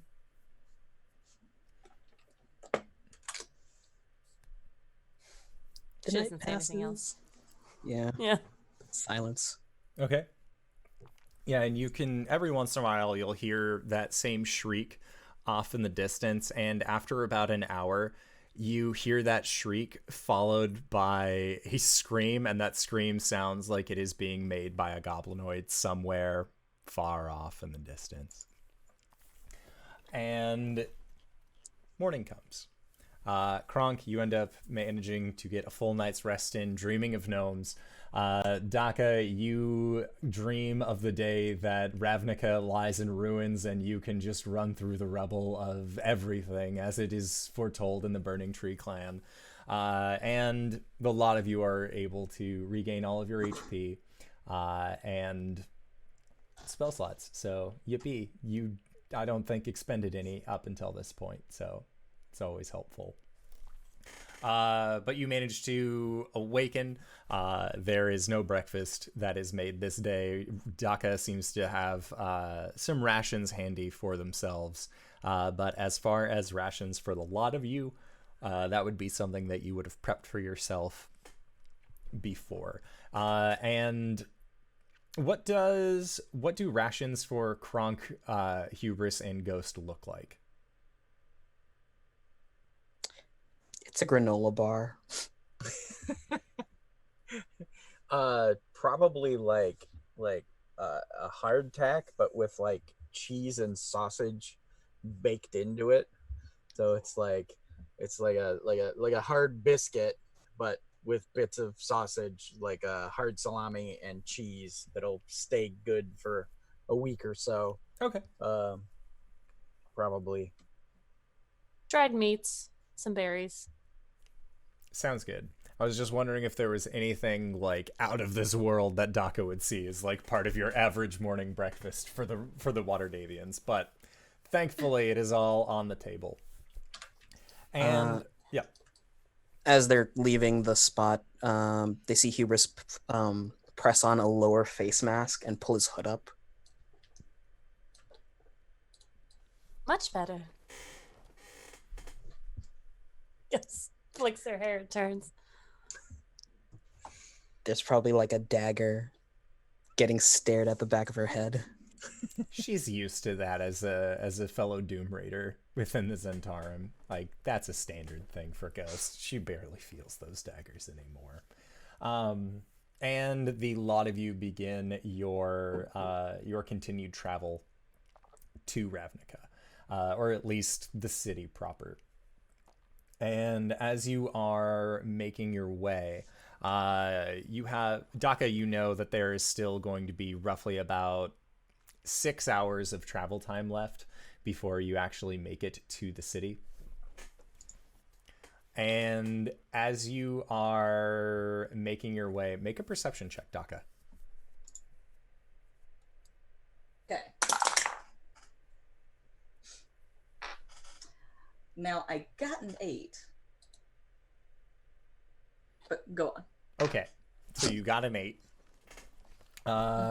You don't really take mind of any of this at all. And as the lot of you are passing through this area, you end up going in between several of these abandoned homes. And you hear something. And it sounds like a rumbling of just...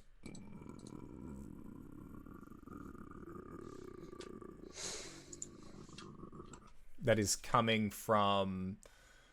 It sounds like it's all around you. Dakka? And Dakka, you feel in the ground beneath you a rumbling of what feels like, as you would know, as a quadrupedal creature, that something on 4 legs is coming for you. Is it dangerous? In the rubble belt, almost certainly. Okay, cool. Then my weapon of warning warns me. Okay. And what does it only warn you, or does it make like a loud shrieky noise for everyone? Anyone within 30 feet of me. Okay. So what does your weapon Kronk of has warning? the alert feat, by the way. Okay. So Kronk, you are also feeling the vibrations in the ground beneath you. Dakka, what does your weapon of warning sound like? It sounds like a low war horn.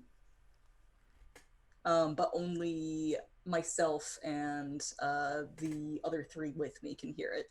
Okay.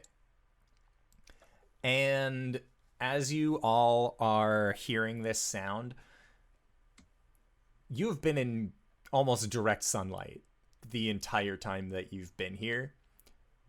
Suddenly there is a shadow upon all of you, and as you look up, you see this, what appears to be a lizard. Larger than any lizard has any right to be, descending upon you. You have enough time, thanks to your weapon of warning and the alert feat, to get out of the way as this thing comes crashing down onto the ground. And you can see that it looks like a alligator's head with a crab's back. And it just has these long spindle-like legs, almost as if they came from some sort of insectoid. But it also has the crocodile tail still coming out of the backside of this crab's carapace. And I would like for everyone to roll initiative, as Dakka, you recognize this as some sort of Simic experiment gone horribly wrong. Ox sneezes. Simics!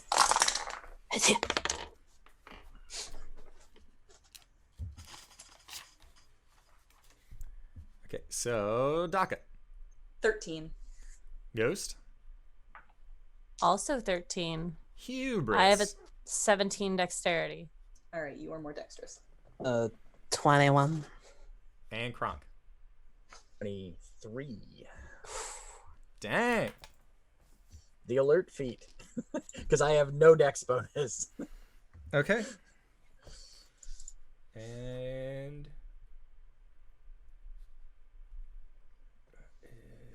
so this thing lands and then just begins making these loud,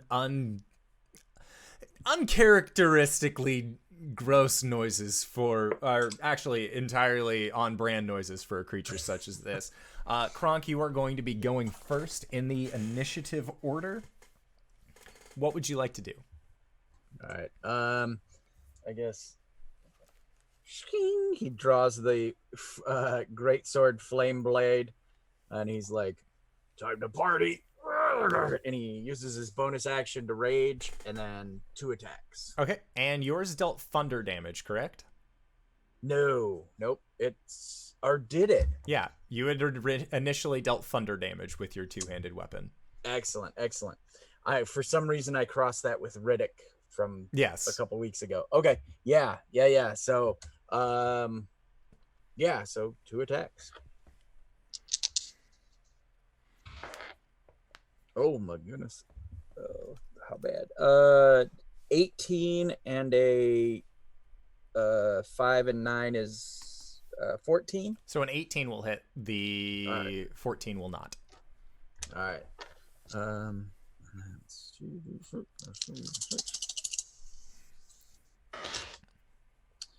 And reroll 1s and 2s. All right. So 10, 15, 17 slashing damage. Okay. And 5 thunder damage. Okay.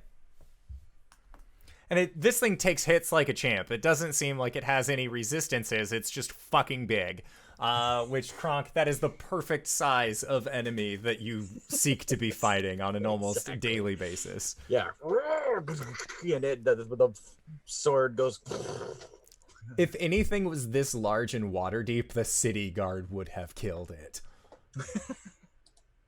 Griffin Riders. Yeah, clearly some wizard was out of their fucking rocker when they made this monstrosity. But Dakka just has this determined look at it like, Like, this is a Tuesday for Dakka. Like, what the fuck is this about? Like, this seems so commonplace for this centaur warrior. Next up, Hubris. You're muted, sire. Thank you, my lord. He glares at it, casting his Hexblade Curse on it with a bonus action.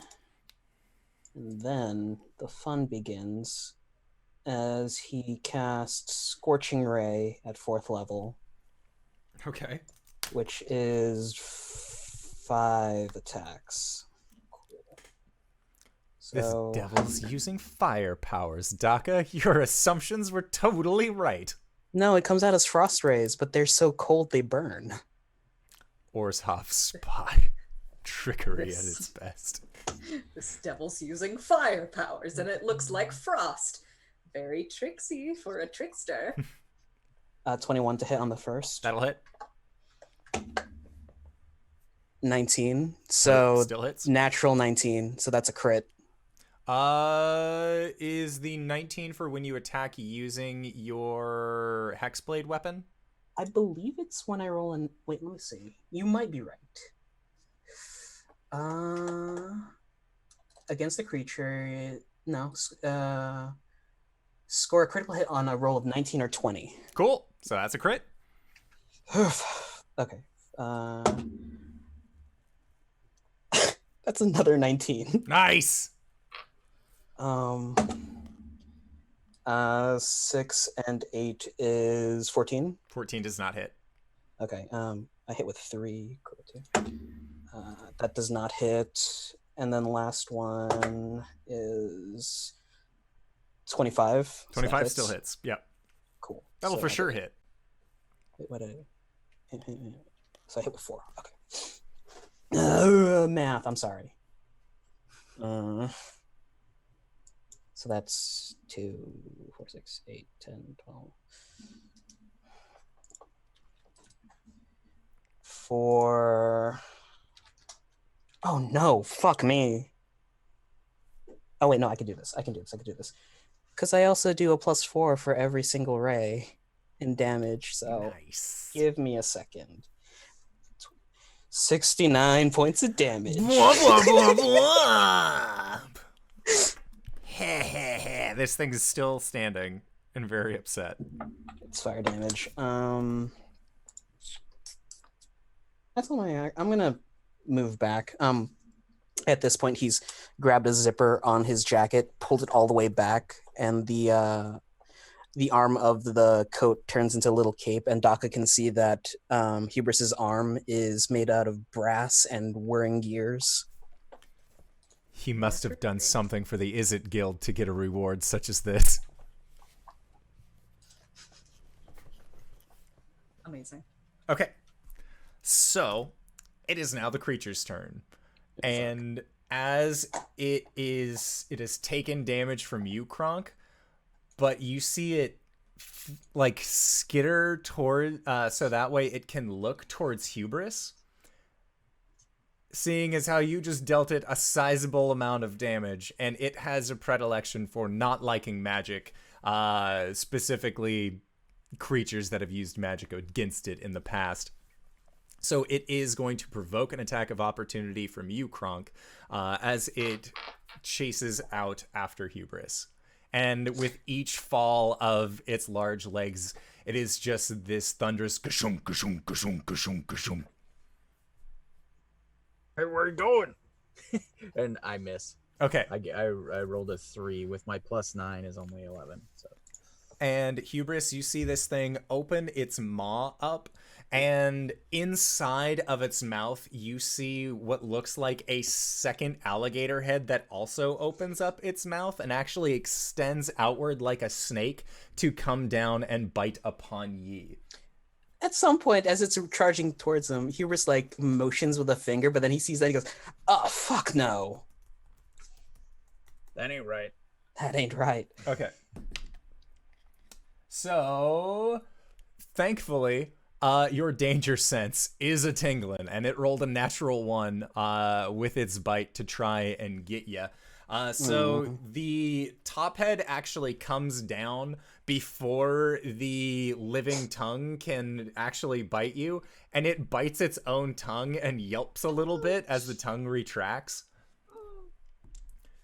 And then it is going to swing down with a claw upon you. You want to hit a 16, sir. That's a natural 20, so I think that'll do some work. Ooh, so many natties tonight. Talking about light work. Tonight. So 1. It act like a viper. 3. When it comes, I'm a lifer. God damn it. They say I'll regret that in the morning. I sleep till noon.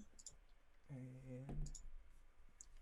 Okay, so let's see what the damage is here. You are going to be taking 36 points of slashing damage. Cool. And then it swivels with the back half of this large crustacean-like form, and its tail is going to whip out and try and slap against you. And that is a 28 to hit. That hits. Okay. And that one.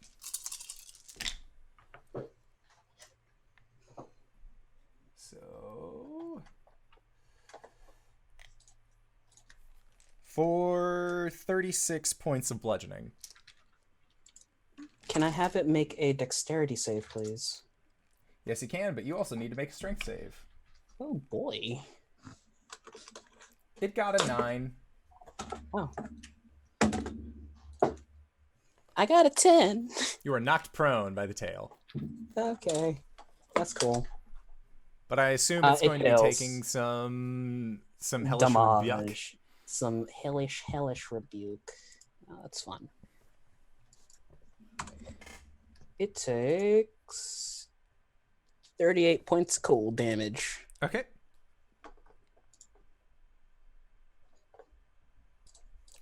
Sounds good. It's still up. It's still looking fairly healthy.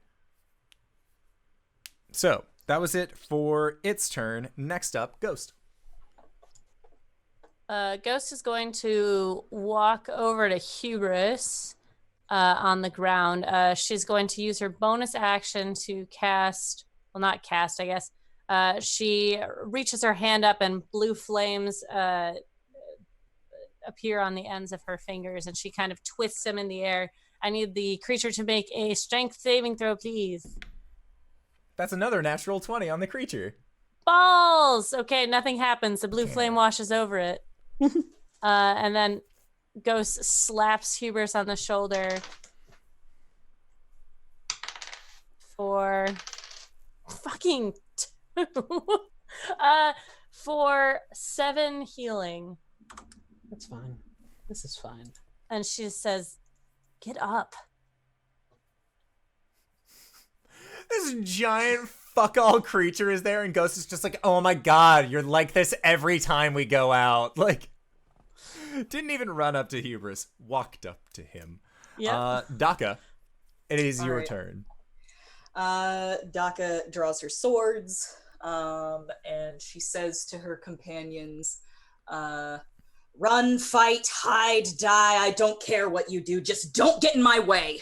And she is going to rage. And she's going to run up to the creature. And with a reckless attack, she will attempt to strike it with her sword. That's going to be a 24 to hit. 24 hits. Cool. And I am going to, since I'm attacking with advantage, put a sneak attack on this. So Oh, nice. that is going to be 6 slashing damage, and then 15 sneak attack damage. And then with my mobile feat, I have performed a attack on this creature, so I just keep on going. And I'm going to go as far as about half my speed away from him. Okay. You're 40 feet away from this creature. Sounds good. Okay, next up, KRONK. And KRONK, this creature ran away from you specifically to attack Hubris. And now it looks like Ghost is like rolling her eyes, like, come on, get back up, like, for Hubris. But it doesn't seem to be paying attention to you. KRONK, GOREBLAST. I know. All right. KRONK comes at it, and is it gargantuan? It is huge. Huge. Okay. Well, I can't grapple, tag, pull, tug, or whatever to it, so I will just attack it some more, and I'll be like, "Hey, Slammy, pick on somebody my size," and oh my god. Does 16s hit? A 16 does not hit this creature. Bam, bam. 2 massive, thunderous strikes on its armor and just bounce off. Yep. That's all I could do. Okay, sounds good. Hubris. I'll use half my speed to get up. He's gonna turn to Ghost. What are you doing here? You should be running. And he's going to point his arcane focus at the beast and fire off 2 Eldritch Blasts. Say the line, Warlock. I use Eldritch Blast. Not a natural 19, but a regular 19. That'll hit. Second one is a natural 19. Nice. Jesus Christ. I'm going to use a sorcerer point to tick down my Eldritch Blast to a bonus action and fire 2 more shots at it. Okay. 9 and 8. Does a 17 hit? A 17 just hits. Cool. And finally, an 19. Okay. Math. Oh, gods. 23 plus... sorry. 55 points of force damage. Jeepers. Okay. Sounds good. And I know if I move, I'm getting attack of opportunity. So here we go. I end. Okay. You have once again proven that it hates magic casters more than anyone. So it is going to whip around with its tail to try and strike you. As it is not paying attention to KRONK at all. So that is a 30 to hit. That hits. Okay. So the tail. Where did all those dice go that I had set aside specifically for this? Specific purpose of murdering my friends. And where's the last one? There it is. All right, so that is going to be for...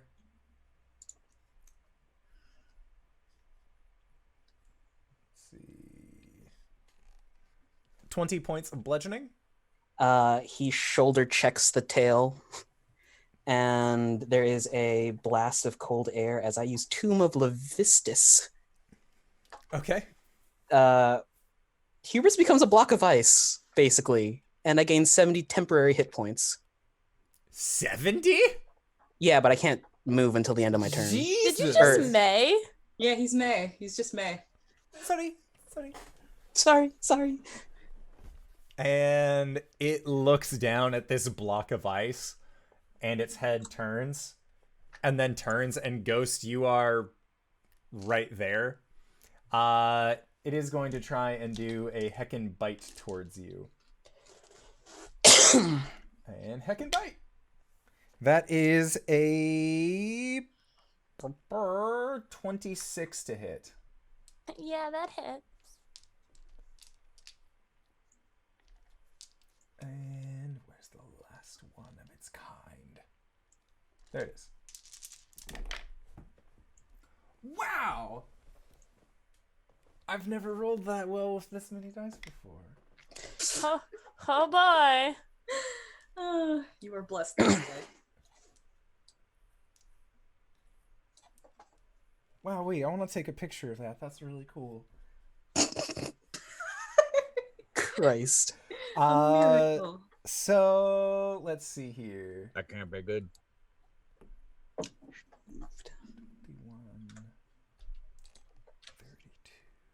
38 points of piercing damage.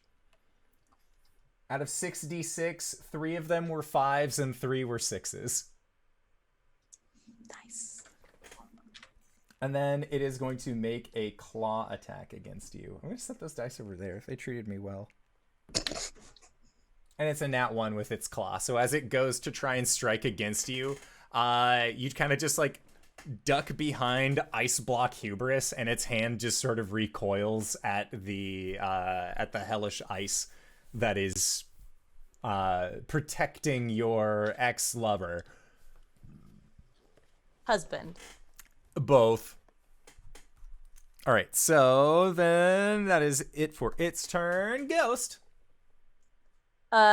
Ghost looks down at her now bleeding body.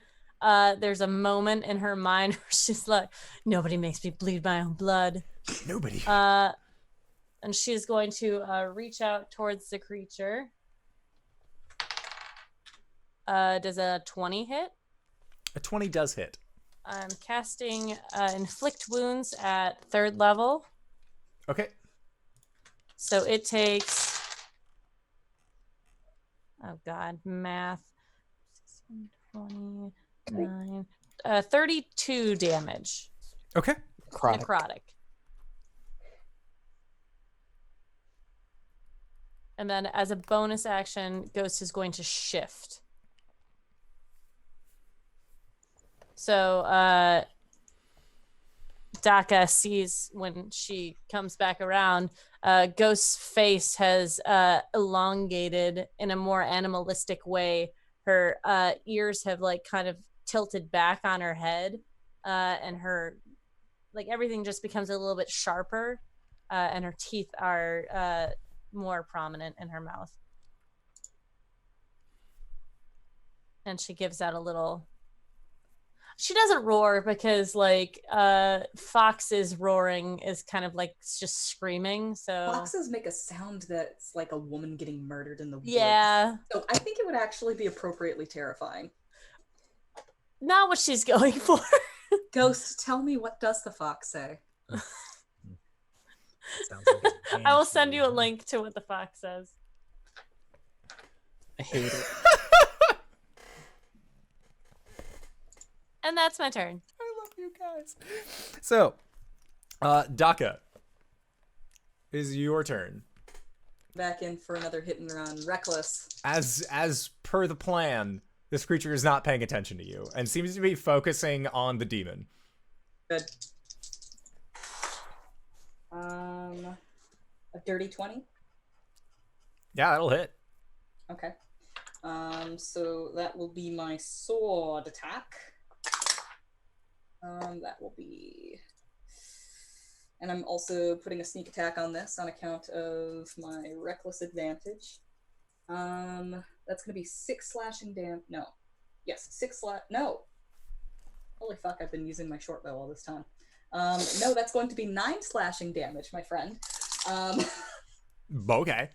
And 6, 12 sneak attack damage. And since I have charged and I am a centaur, I'm going to use my bonus action to kick it with my feet, with my hoovies.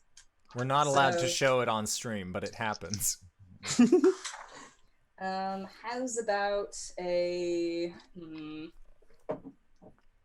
14 to hit? So a 14 does not hit. Cool. So I get in really close and I like just jab my short sword like up to the hilt into its hide, and then as I pull it out, I twirl around and I like give him a little kick, and it completely like whiffs, but then I just go and then another 40 feet away. And for you Waterdavians, watching Dakka fight is like, it's like watching a bee. It just comes in, stings, and then leaves as quick as it can, and then comes back in, stings, and then leaves. That'd be more a hornet, because if it stung, it would die. You're right. It's not a bee, it's a hornet. Because those motherfuckers can regenerate their pointy bits. Wasp. A wasp. All right, so that is it for Dakka's turn. KRONK! KRONK GOREBLAST! All right, KRONK is frustrated and he's already raging, so it's just a thing where he looks and he's like, and he leaps up and he's gonna try to run up its tail and just, sword it through the back of its head. Okay, make an athletics check. Sure. I'm raging, so that's at advantage. Or actually, so KRONK has 20 strength. Yeah. Yeah, you can standing jump onto the back of this thing fucking easy with 20 strength, especially while raging. You're fine. We're just right. we're just gonna I say rolled you a can. natty 20 on it anyway. Let's so. say that goes towards your attack instead. Oh, okay. All right. Do it. So then I remember 12 plus 9 will be plenty to hit it. Yeah. Okay, so both attacks stab into it. The 20, do I double the thunder dice or just the sword dice? On this channel, when you crit, you double all the dice that you roll for damage, unless it's like a bard using their College of Swords ability. I'm going to roll the first one in case the crit kills it. Okay. We'll do the crit first. Go wild. Yeah. And I re-roll 1s and 2s for being a great sword master. And I keep rolling 1. There it is. So 9 and 7 is 16 and 8 and You said 16 and 8? 16 and hold on, 8 and 9. So 16 and 17 Okay. together. So 16 slashing, 17 fire damage, plus 4 for rage, plus 10 for strength. All right, KRONK. You've already described it pretty well, but what do the final moments of this creature's twisted life look like? As you dealt the 47 points of damage necessary to kill it in this one turn. KRONK is like blam, blam, hits it in the tail, and nothing. It just bounces off, and he leaps up, and he bounds across its shell, and he's like, "I said fight me!" And he drives the sword in this way through the back of its skull, down into it, and then riffs the sword sideways, so like the big skull just kind of tears away from the body of the creature itself. Dakka, you just watched this small giant standing leap onto the back of this Crassus and proceeded to decapitate it with what looked like a single sword swing that boomed with thunder whenever the sword actually penetrated this creature's nape. If they said that they were guildless, perhaps Burning Tree, perhaps, joining the Gruul would be best suited for this KRONK figure. And I did rage. So. Yes, and you did rage. And also, as you stab down through the nape and cut sideways through the tough part of the spine, the creature's head lolls down to the side, or it lops down to the side, its mouth slightly open, and that second mouth inside of the tongue actually writhes out for a little bit farther and then lays to rest, as you had actually cut through its tongue-like manifests in doing so. And you are no longer in combat, having defeated such a terrifying creature found in the Ravnican wastelands. KRONK, you got brain on me. Sorry about that. It's okay, that was really cool. I thought it was pretty cool. You guys did most of the work though with the blasty magic stuff. And then, but he does stand on the skull with the sword stuck in it, and the cape billows out. Like whatever way the wind is going, it's going the opposite way. There's Dakka comes running back in and skids to a halt. She sheathes her swords and then looks up at KRONK and just kind of gives him an appreciative nod. Thumbs up. Hubris thaws out. He's drenched, and there's a moment where he dries off instantly. He looks over to Ghost, and she's cleaned. She doesn't say thank you, but she was gonna ask. She totally wasn't gonna ask. Dakka like watches that happen, and then she turns around and her tail kind of swishes and swipes at Hubris as it does so. And she says, "Come on, there's still a few more hours until we get to Ravnica." Can I propose a really quick reprieve? If must. you must. Cool. Ghost looks at Dakka. Because I think I broke something. And he will walk away.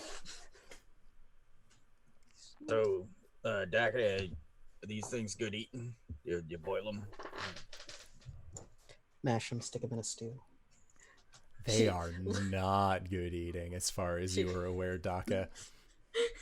You've tried several times, because each time they have a different form, and you think, okay, maybe this one will be edible, but each time you've tried, and it just leaves you with a bad tummy ache. She just wrinkles up her nose at it. All right.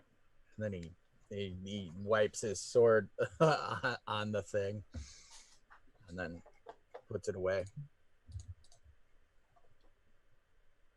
Okay. Ghost So coughs. Hubris heals for. We're just going to short rest. Yeah, you guys can just short rest right here. Okay. Dakka, Never mind. is that a occurrence here on Ravnica in this place? You're muted. Not muted, just far away from Zoom. Hi. What did you say? Is that what here? Is that a normal occurrence here? Unfortunately, yes. Is it foolishness? Or This was Simic foolishness, yeah. Simic foolishness. It's the same. Locke sneezes. And KRONK will pull out of the bag and say to Dakka, cheesy sausage bun, holding up some kind of ration. She just kind of sniffs at it from where she is, and then she'll snatch it and just tear into it. And Hubris, as you are asking if this is a common occurrence here, you hear a giggling in your head from the Stone of Galore, and it says, I don't know what that is. This place is amazing. So much to learn.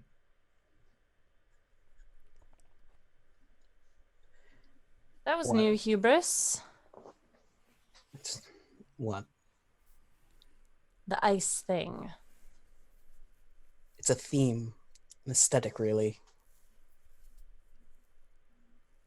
I told you I picked up some things while I was away. Useful.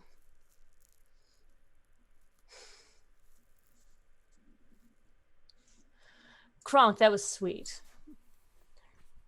That final hit. I thought so. Like I said, you guys did the did the Goliath work of it. Did you brain him with your sword? It was actually a spinal sever. Alrighty. So, Your guys' short rest goes by, thankfully, uneventfully. No more large creatures are coming out to come and get ye. And you are able to continue your trek into the city proper. And at this point, as you're about an hour away, you see it.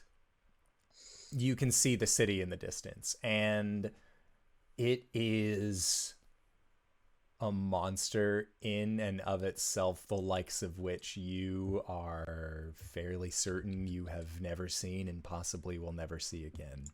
There are towers, hundreds of towers that reach up into the skies. There is a wall that extends as far as the eye can see to the right and to the left that seems to gate this inner city. You can see other buildings as well, cathedrals, merchant buildings, also stretching up and above the city walls, with this one road that you have been traveling on leading into a opening in this gate. And up in the skies, from these clouded, lightning-filled skies that exist to be above one tower in particular, you can see that there are forms that, if you were closer, would completely fill your vision, and they look like snakes effortlessly just swimming through the clouds. These are larger than dragons. These are larger than anything that you have ever seen before. Dakka, you know these to be Simic sky swallowers. They're a pretty common occurrence here in Ravnica.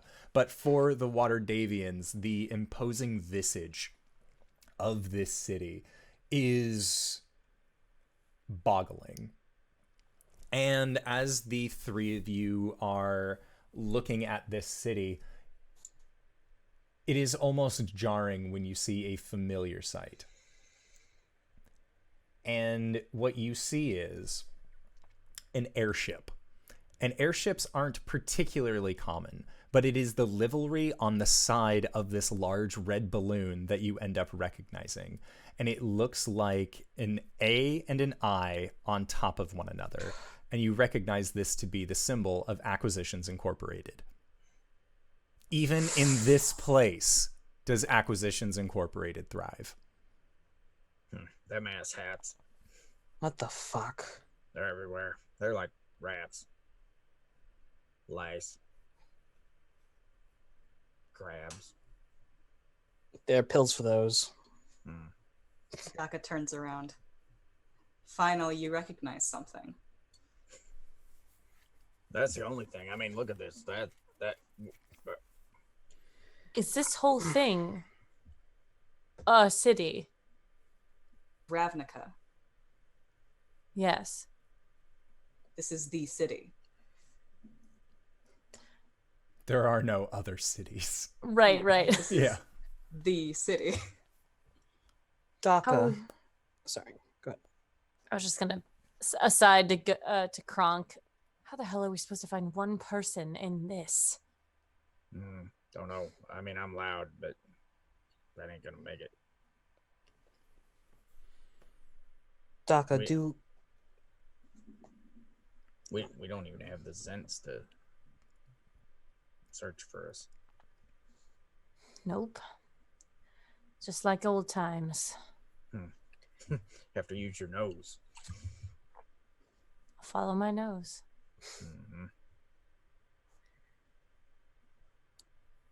Dakka, does any of the sigilry for any of the guilds that you know of consist of a spider with an eye on its abdomen? Dakka, make a history check. Oh, shit. Well, I don't know nothing about nothing, but when I do know something about something... 4. Guild nonsense. That guild doesn't exist. Doesn't even exist. No. Great.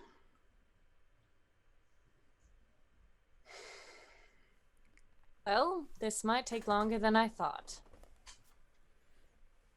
Wait, you said that you were just looking for the city. You're looking for a person? We needed you to get us to the city. And perhaps tell us how to get around. Are those things alive? And she points to the things flying around in the sky. They're alive. Yes. Dakka, the There. last time that you had actually been hired by Acquisitions Incorporated, it was to ride on one of those things. She doesn't like that. Yes, they are alive, regrettably. They are not dangerous. They're incredibly dangerous. Super dangerous. Its name is a sky swallower. Its name is a sky swallower. Ah, On account of its habit of swallowing the sky. and they're just okay to fly over the city? Go They're on simple around. creatures. It's like a pigeon, but way bigger. A cow can also be dangerous. Oh, good. And You have those delicious. here. I mean, I hope we do. A cow by a different name is still just a cow. So, Dakka, you get them to the outskirts of the city proper at this point. And you know that, and you lead them by kind of quite far around the Scrag as well, which you know is the home of the Burning Tree clan. As often as you can, you try and avoid the central locations for any of the main clans. As a Trog, that doesn't really, the clans don't really bode well with you, but you manage to at least get your group to the Transguild Promenade, and you feel like you have at least done enough to lead your party to the city. Hold on, we still need a guide in this city. We don't even know where we're going, Hubris. This place is huge. So, You start where any place of information is, and that's a tavern. indoor. Dakka actually knows Thieves' Cant. So would you say that she actually has any number of contacts within the city? Oh yeah, you've been on shady journeys yourself. You've been hired by a multitude of guilds and yet have still chosen to remain guildless. You would have at least some opportunity Okay. to learn about these kinds of things. So your party has expressed that they are wanting to find out about a specific individual, but they have not told you whom that individual is. They have not given you any lead whatsoever to even begin asking around. And you know that there have been individuals who have made their way into the city proper. People like Jace Balaran, Omen Drawn, to name a few. Okay. I cannot find a person that you have not given me any information on. Her name is Let Virg- me Oh, go ahead. ask you something first. Ghost kind of, as they're approaching the city, will put up her hood, and she will kind of look over Dakka as she's asking the question. Where are your loyalties? Do you follow coin, a person, yourself? My loyalties are with myself first. But they can be bought with coin.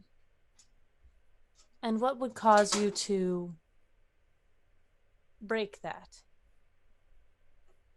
Break the loyalties to myself or to the person who has given me coin? To the person that's given you coin.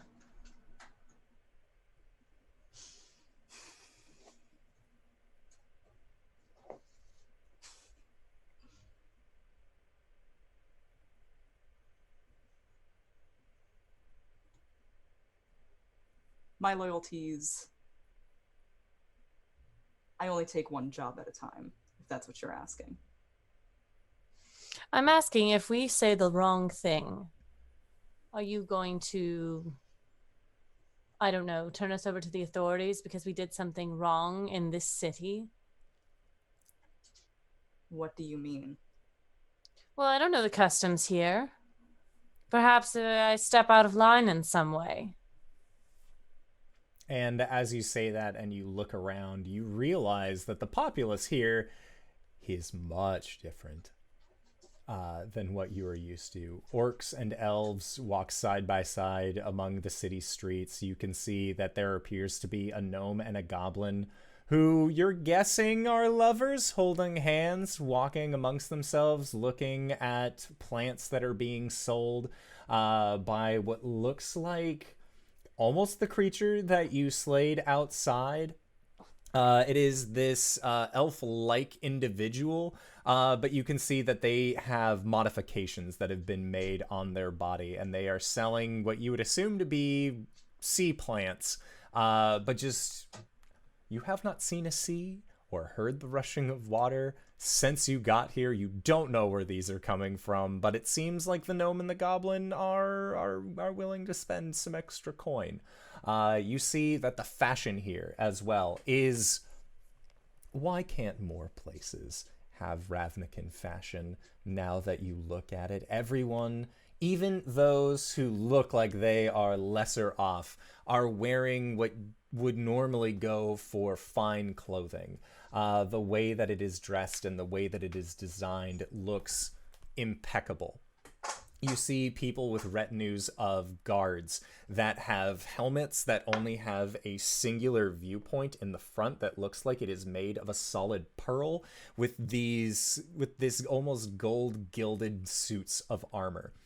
Their hands and skin the same color as KRONK's. Dakka, you would recognize these to be members of the Orzhov Guild that are walking with their thralls through the Transguild Promenade. You see that there are blue-skinned individuals, minotaurs, walk freely among the city streets. And all things considered, you don't see any halflings, you don't see any tieflings, and you do not see any real half-orcs or any of those kinds of things. In fact, to retract a prior statement, orcs really aren't much of a thing here. There is just a multitude of other races. And some of the other things that you take note of as well is that you can see giants just walking about. No one is paying them any mind. People are walking in between their legs. You see that there are monstrous creatures that have these large bodies, necks that reach up into the sky, but with a face closer to that of a tapir. And you aren't exactly sure what any of these creatures are. But in a city as large as this, you feel out of place.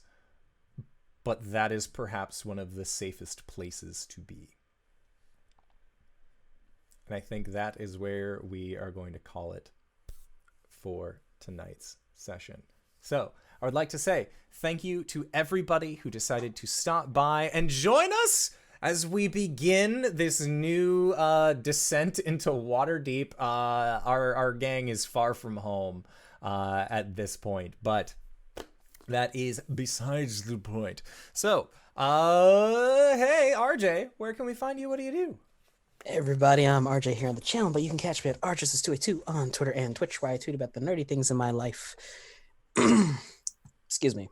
You can catch me on Mondays as Caleb the Shatterkai Wizard Cleric in our Hungry campaign, and of course, here as Hubris during our Waterdeep campaign in Ravnica. Catch me not this Sunday, but next Sunday over at G Game Nights with a K as we play a Pathfinder 2nd E edition later on the day. And earlier in the day, catch me over at the Hype Goblin where we're playing a Dungeons & Dragons 5e game.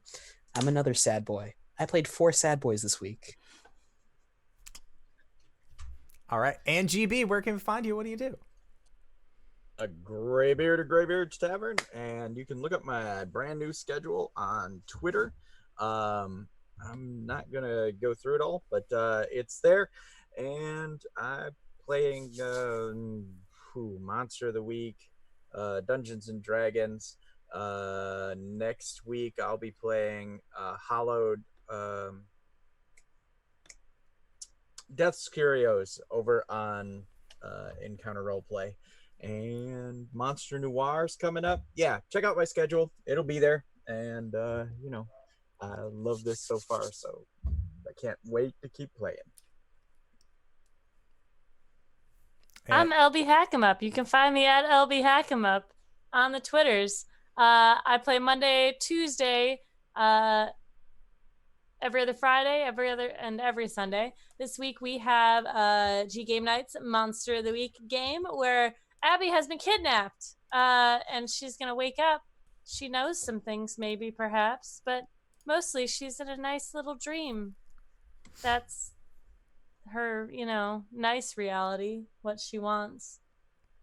Anyways, it's been fun being Ghost again. And I'm Danae Keener. You can find me at DanaeKeener.com. You can find me playing Coriander the Eldrin Paladin on Mondays during Indoors Homebrew campaign. Or as, it's fucking Tuesday, as Dakka on Tuesdays. Yeah, you can also find me on DanaeKeener.com. I do nerdy drawings mostly related to D&D. DanaeKeener.com. Excellent. And if you've made it this far, you probably already know who I am. But if you don't, hey fella, what's up? It's me, your buddy, your pal, your friend, the Indoor Adventurer, the showrunner here at twitch.tv/Indoor Adventures. We do shows like this Monday, Tuesday, and Thursday at 5:30 p.m. Pacific Standard Time. We also have all of our VODs. Go to youtube.com/Indoor Adventures. And of course, audiocasts, wherever audiocasts are available, except Podbean. Single tier. Other than that, if you support the show already, consider letting others know about the giveaway that we're having, where you can earn a entry ticket just by following us on Twitter. And of course, we have our Patreon set up, so you can go to patreon.com/Indoor Adventures to gain access to our after show called Nights in the Courtyard, where we answer questions not only from the community but also from each other. Now, before we end up going into that, there is a brief vignette that we are going to have happen. So as our heroes are on the city streets above, entering into Ravnica, they are unsure as to what is happening, what is going on, the events that are to transpire. There is darkness within the sewers deep underneath the city streets. And from that darkness, there is a light. And it is this purplish electricity that seems to swell and swell and swell until it stops. And as it stops, you see, as the audience, a figure in a 3-point position, fist on the ground, one knee up, one knee down, and they are dark of skin, long dreadlocks hanging over their face. They have scruff on their lower chin as well, and they have a deranged look in their eye. And as they stand, you can see through parts of this individual. From halfway upon the right side of their chest and upward, it is metallic, down extending towards their hand, towards pointed fingertips that you can see are still crackling with this purple electricity. And as they stand, they look into the shadows and they say, "Soon we shall unleash the gate." And as this figure says that, you hear a voice answer that says, "You have done well to find me here, Tezzeret, and soon all shall bow before the god Pharaoh." And that is where we are going to call it. So, I would like to say thank you for all of these players for putting up with my bullshit once again this week. Thank you to everybody who decided to stop on by and join us for this wonderful excursion as we take our Waterdevians into Ravnica. And we will see all of you guys next time. All right, everybody. Bye-bye!